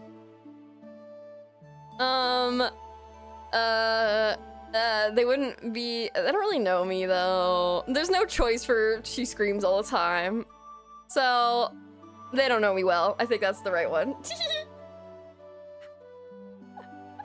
He might be a fringe case. Yeah, I think they probably all say they don't know me well. Sorry guys, there's no choice for there's a body in the basement and it's my body because I'm the one screaming. Milz Malakite hiding a body, but don't worry, it's just mine. I'm fine. You're really angry and you're all alone in your home. How are you most likely to handle this? Angry, all alone. All alone, where are you? Ooh, really angry. Ooh, playing a violent video game, playing Splatoon? Just kidding. Draw something fun or relaxing? Doing something creative? Ooh, yeah. I think, yeah, the only times I get really angry are like wage cage stuff, like urgent requests at 5 p.m. on a Friday. That's when I get mad. I'm like, and then I have no choice but to do the thing, you know what I mean? But after that, if I did the thing and I'm just like, I'm just still angry, but I have free time, what I would do then, I think, is do something fun or relaxing to distract myself. Easy. Suddenly decide to skip town, you find yourself somewhere new and low on funds. What do you feel would be your greatest asset in finding a new job? Oh man. Extensive and varied previous work experience. Sure. Sure, why not? My above average intelligence. No, I'm just gonna say, yeah, the experience. Vir2alVerse Generation 1 Milz Malakite. They would be like, you're hired. You're out with some friends and some jerk makes a vulgar remark about what you're wearing. How are you most likely to respond? Oh man, stare at them incredulously. That's a weird thing for them to do. So I had these jeans that were like, yes, okay, sometimes when I'm not wearing my shorts, I wear jeans and they're like ripped. But they're like, it's for the style, okay? They have like a style going where they're like really ripped, you know what I mean? Not muscle, not muscle-wise. Not that kind of ripped. Like, ripped as in torn. And I've gotten comments from like boomers before who don't get that it's fashion. It's fashion, okay? Like, what happened to your pants, you know? And I'm like, it's fashion. I know they're ripped. That's part of the look, okay? It's like, I know they're ripped.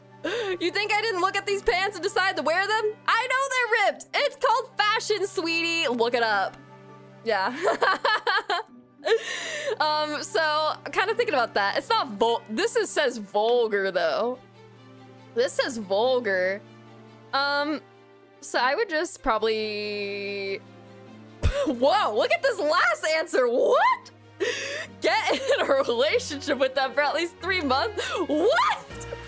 What is that? Okay, anyway. Slap them, walk away.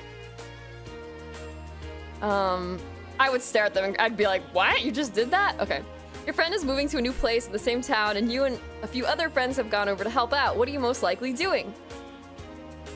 Moving to a new place in the same town and you're helping out. So like helping a friend move? Bold of you to assume I would do that. Ooh. I guess I would just try to find like big things that are easy to move, you know? Big things that are lightweight. Yeah, I don't know. I would try to help. I would ask if I could have things that I think they wouldn't care about. Can I have your Pokemon cards?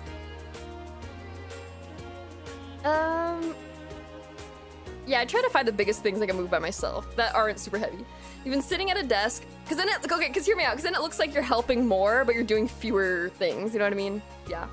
It's about the illusion of helping. Vulgar like, hey babe, I'm monitoring them jeans.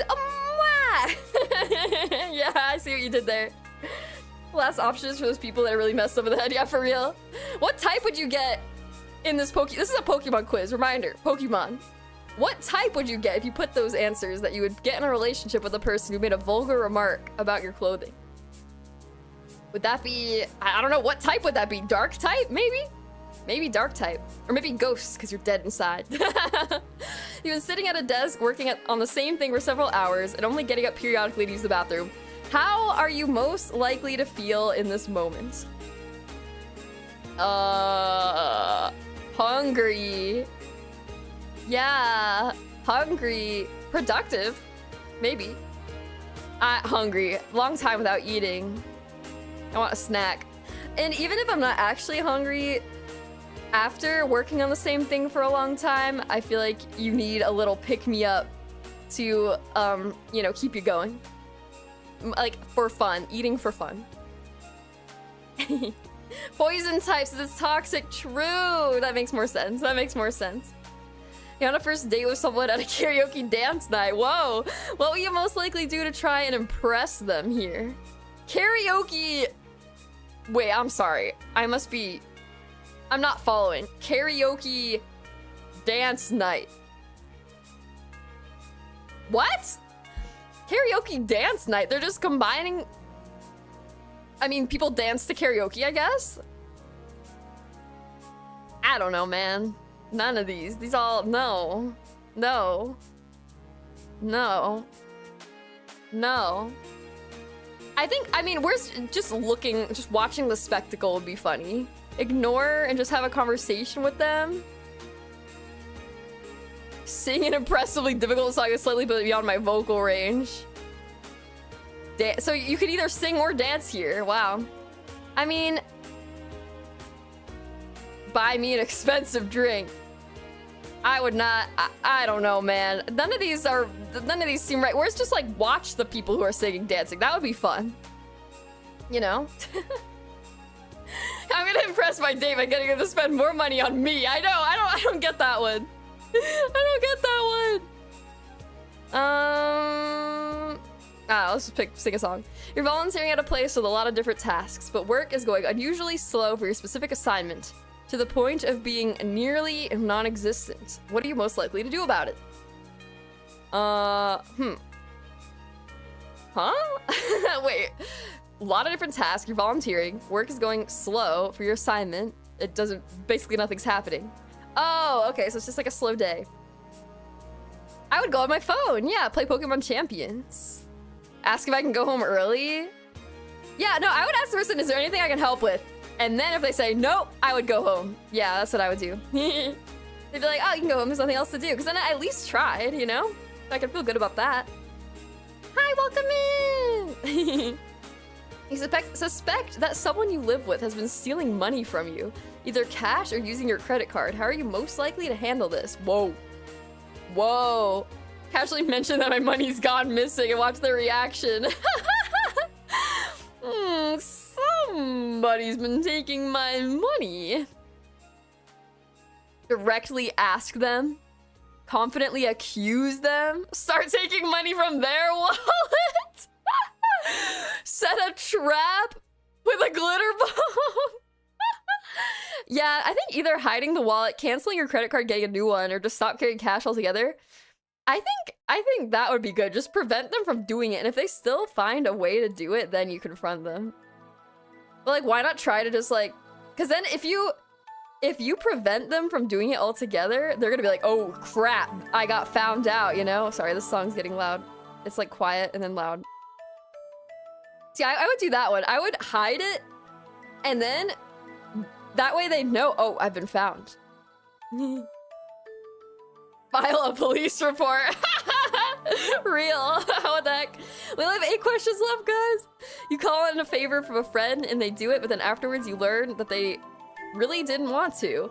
Regardless of how you respond, how would this most likely make you feel internally? I would feel really bad about it. Embarrassed. Should I have been able to tell it they didn't want to do this? Yeah, I would be embarrassed. I'd be so embarrassed. Yeah. You're at an all-you-can-eat buffet that's been paid for by someone else. What are you most likely to do with this situation? Oh my god. The thing is, like, all-you-can-eat, it depends. Like, is there all-you-can-eat dessert? Because then I'm getting my money's worth.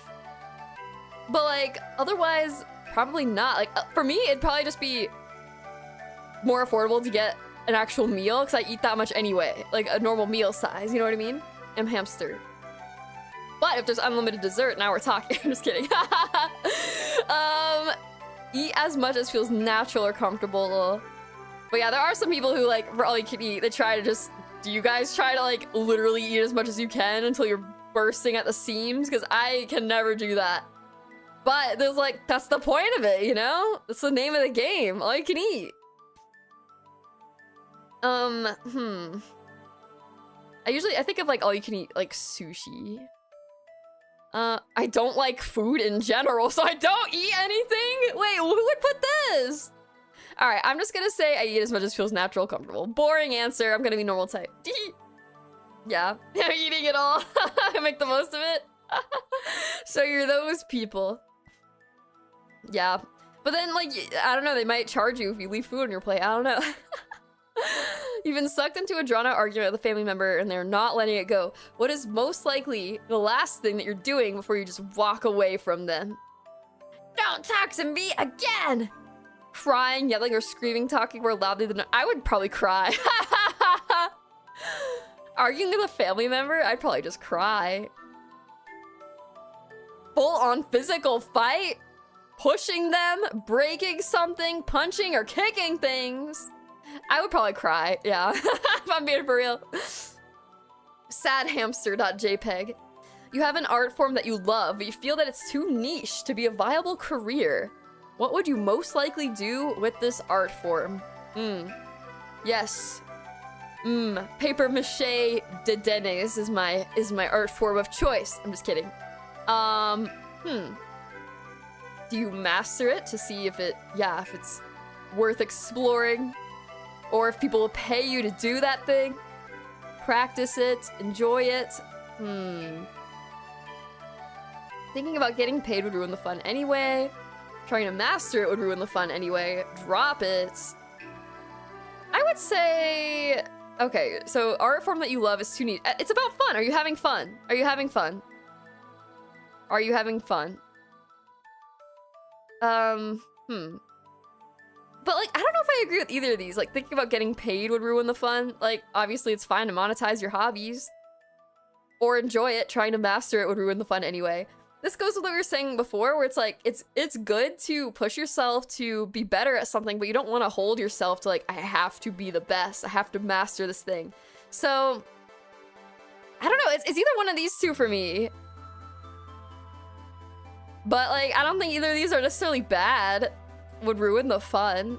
Maybe I'll put this one, thinking about getting paid, if we're talking like art, like actual art, and like trying to sell that.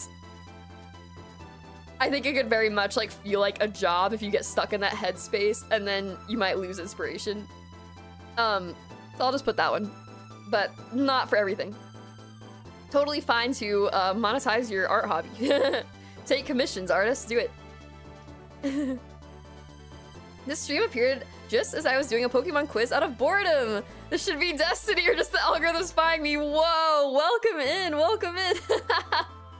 That's so funny. What quiz were you taking? Maybe I can take it another time. That's really funny. I hope you're getting the results that are accurate to you. Trying to master is a good goal to have. That's why I wouldn't think about making money from it. Yeah, exactly. Because then if you master it, then you can still... You could potentially monetize it after you master it and you don't have to think about it. You know what I mean? Yeah, okay, I feel better about that choice then. All right, we're almost done, guys. You're out with a friend in public and some jerk is directly harassing them. How are you most likely to react to this? Grab my friend and walk away with them. Yeah, I'd probably do that. I'd probably just avoid it. Be like, let's get out of here. Make a big scene. Confront them. Yeah, I don't know. I would just be like, let's get out of here. You just moved to a new town. You don't really know anyone yet. How would you most likely go about making new friends? Yeah, meeting people at an event surrounding a shared interest or hobby. I mean, that one sounds great already. Volunteering, neighbors, social life at school or work, talking to strangers who look interesting. Hi, can I be your friend? You just look interesting. Try that, guys, and let me know how it goes. You look interesting. Wouldn't actively try.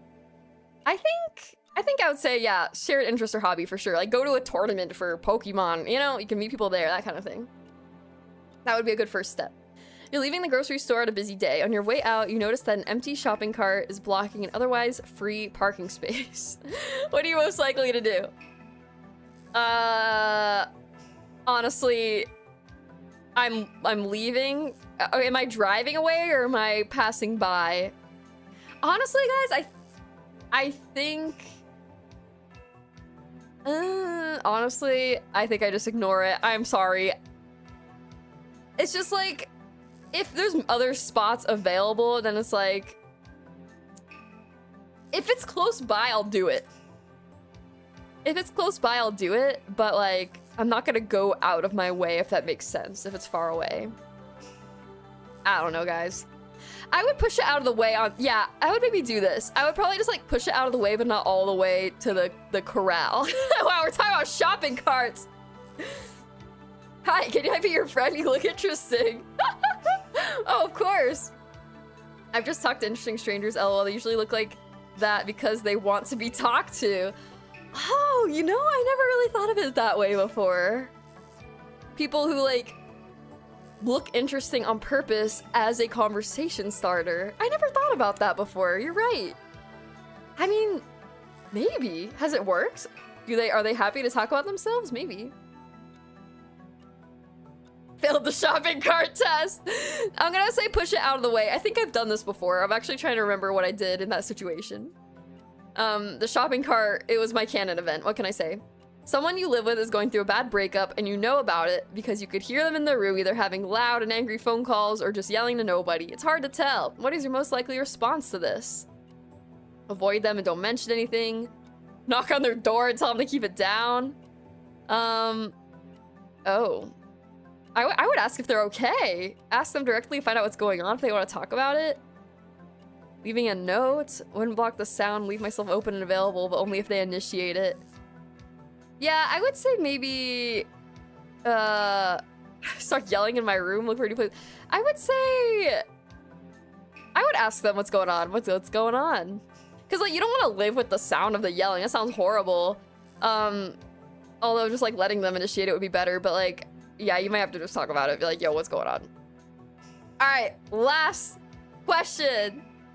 If you have an idea for an ambitious... Oh, wait, okay. You had an idea for an ambitious project that was exciting a month ago, but now you're realizing that you might have bitten off more than you can chew. What is most likely to happen next? Oh my gosh, we were just talking about this in the other quiz. Okay. Work hard and totally exhaust myself to finish it. Finish it quickly, call it done, good enough. Scale it back so it's more manageable. Yeah, I would say this one. Scale it back so it's more manageable.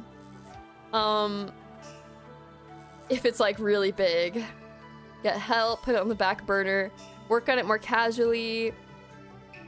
You put it on the back burner, you might not even get to it. Drop it and look for a lesson from this experience. Again, it depends on the size of this project. Like, is it actually doable? I would say scale it back so it's more manageable. Yeah. Okay, guys. One last question. Are you a human or a Pokemon? Show me my human dex results first or my Pokédex results first. Show me my Pokédex result. I'm a Pokemon. Milz, Milz, Milz, Milz, Milz, Milz, Milz, Milz. Whoa! Here we go, guys. Let me move out of the way. After a long, long test, my monotype is Fairy type. Fairy type Pokemon. have a reputation for being helpful, sweet, and creative, and also for possessing an inner life that isn't shared with everyone. Easily lost in the world of creativity, they sometimes ignore their physical needs. They're often fragile and have a limited amount of energy, so they tend to be careful about who they allow into their lives. Once someone is trusted, they're more able to open up and share their talents and secrets. Whoa! Does that sound like me? And then double grass type. What? This is not what I expected. So primary type grass primary Pokemon are often crafty, gentle, and kind, but they're most known for being highly sensitive to their physical surroundings, including those around them. As such, they also tend to be more self-involved and reactive to negative stimuli. By default, they have modest needs and simple methods, and they generally prefer to avoid conflict. But they can be impolite or even downright devious if they start to feel desperate. And look, we got Meowscarada and Sinistra there, and Amoonguss, some of the best to ever do it. And Sawsbuck there. Wow, these are some cool Pokemon. Leaveney. And, oh, frick, what's Lotad's evolution? Lombre. Interesting, yeah, I agree with that first one. Yeah, reactive to negative stimuli. I mean, who doesn't dislike negative stimuli, but, you know, I could be a little sensitive like that. I'm hamster. Simple methods. Prefer to avoid conflict, of course. No drama here. Interesting. Can be impolite if they start to feel desperate. That one's kind of interesting. I guess like kind of being a bit like, you know, a little, gotta check yourself. Oh my god, hardware! Thank you so much for the 10 gifted! Thank you! I appreciate it! What is this like verified sign next to Conquester? Thank you so much. If you received a gifted from hardware, be sure to say thank you. What does that check mark mean? Does that mean something? Thank you so much. Thank you. Yeah, let's go. All right, and then secondary grass type. Gotta read that too. Grass secondary Pokemon are known for being gentle, kind, and helpful. They get energy from the world around them, and so they prioritize feeling in tune with their environment above all else.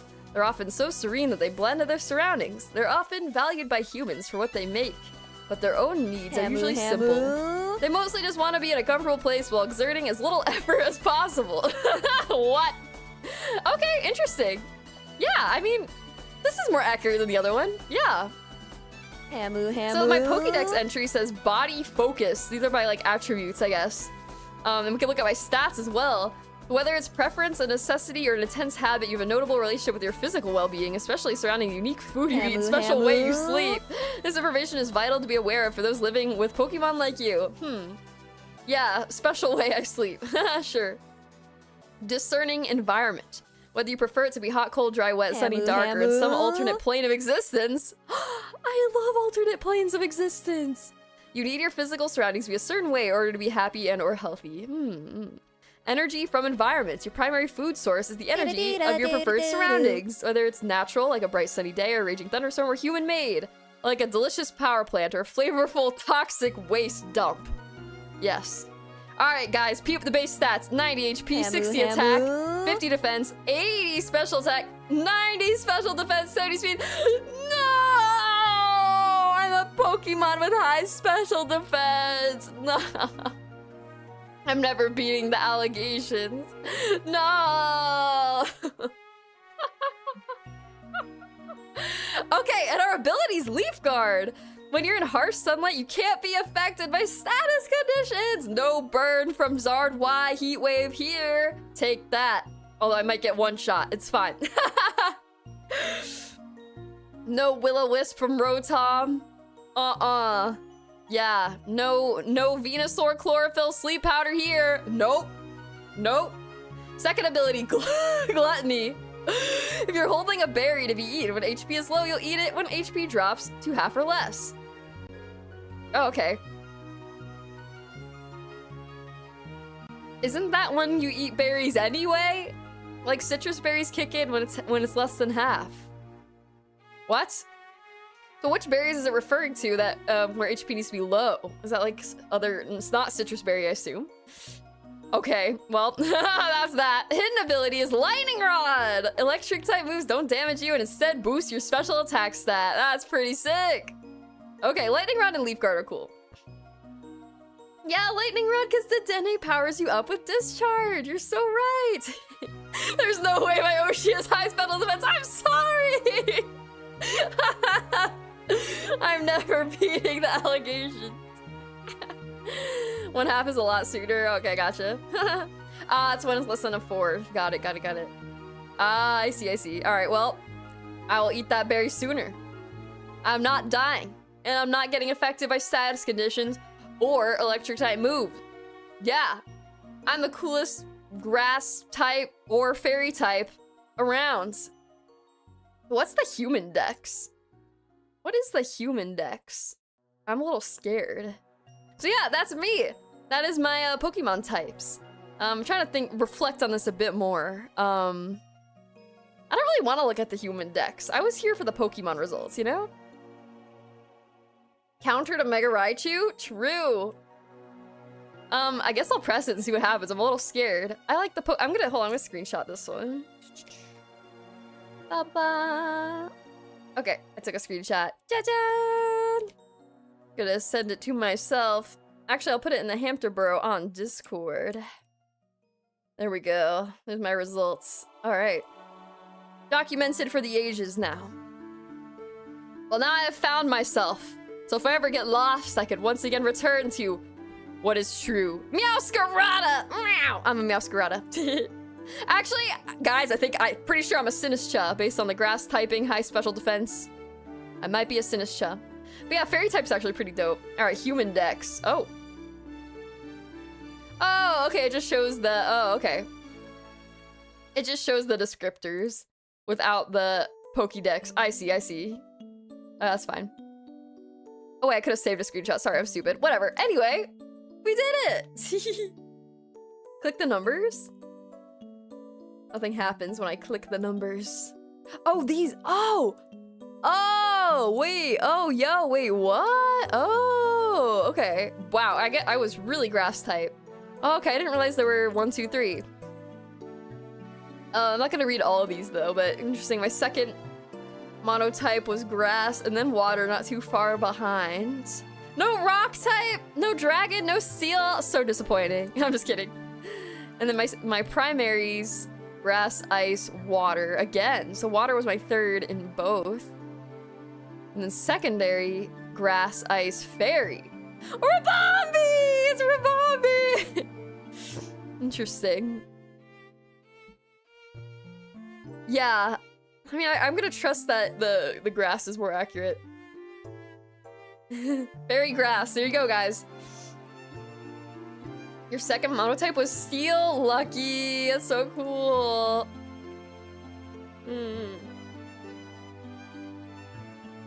Yeah. Interesting. Yeah, fairy type monotype is cool. I'm fine with this, and the grass seems accurate. I'll take it. Not with me as a being, though. Yeah, good test day. Well, guys, did I pass? Did I pass the test, the journey of self-discovery? Rabambi, please. I think we did. What did I learn from this? I'm hamster. I'm hamster. It's my truth, is that I'm hamster. All right, guys, let's go to the chit-chat part of the burrow. Oh, hi there. Hello there. I'm so far away from you guys today. That's fine. I get to show off more of the fit. You guys see the fit? You see the fit, right? Okay, good. Just making sure. But yeah, that was so fun. Thank you guys for hanging out with me today while I took some Pokemon personality quizzes that were long overdue. This was me doing my homework that I failed to do as a Pokemon fan with some of these really fun quizzes that are out there. So yeah, if you guys see any others, you know, feel free to take them and be like, oh, Milz, you should try this one out. I don't know if I'll do another stream like this, or maybe we could in the future, or I could just take them and share results in the Discord and stuff. It's just fun. It's just fun. I don't do horoscopes or anything like that, but I eat these things up. It's fun to be like, wow, so true, that's literally me. So yeah, it was super fun. And it's really cool to see like how creative people get with these, like all the work that went into the one we just took. It's crazy. Like they put so much effort into that. And it's like, wow, like there are people who are making these and it seems like a lot of work, and you know, there might be more here and there. And one that might be cool is like, what's your mega evolution or something like that. That would be pretty neat. Something like that. But if you hear of others, let me know and I'd like to check them out. Yeah. So yeah, we are going to raid Toka-kun tonight. She's playing Fear and Hunger Termina. Ooh, Fear and Hunger. Fa. I don't know much about that game, but fellow Crystal girly, can't go wrong. She's always a good time. She's so chill and awesome, so yeah. So yeah, yes Piccolo, we see the fit. Next time we'll learn Pills Pal against True Nature. Yeah, I should just do the same exact thing, but for Pills. I'll choose like the most evil answer for everyone. Well, okay, not evil, sorry, anti-hero. Anti-heroic answer.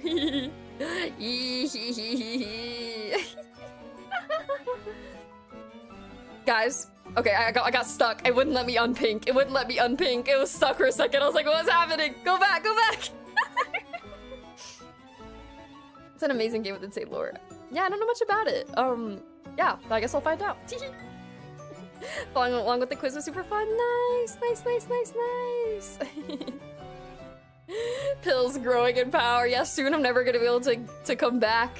Next time I summon her, we might get stuck like this. Yeah. I also wanted to say thank you again to Yui for the Akasupa. Thank you to Hardware for the 10 gifted again. I really appreciate the support, you guys. Thank you so much. And we'll be back tomorrow with Pokemon Champions. The season just reset and your girls gotta stay on that grind. I am gonna do more TCG streams soon because Pitch Black, the latest English set, is going to be added to TCG Live very soon. And there are some new cards I want to try out, and new decks I want to try out. So I'm gonna try to get back on that TCG grind as well. Oh my god, it's so hard to do both, but I love Pokemon TCG and I miss streaming it, so I'm planning to do TCG stream maybe next week. I gotta double check when Pitch Black drops, because I do wanna play it then. Yeah, so look forward to that as well, but for now we're gonna stay on that Champions grind tomorrow with a new season. I got to Great Ball today, just playing on my lunch break and stuff. So I got to Great Ball. We're gonna try to get through Ultra Ball Hell, so yeah, it'll be a good time. Yeah, so alright guys, so I'll see you guys tomorrow. Pokemon Champions, we're gonna raid Toka-kun. Hope you enjoy the stream. Thank you again for hanging out. I hope you had fun taking the quizzes along with me today, discovering some things about yourself and about me as well. And about what it means to not only be Pokemon, but to be human as well. Yeah, okay, alright, Milz. Let's get you to bed. Milz. Okay, bye, Milz. Bye, everybody. Have a good one. See you tomorrow.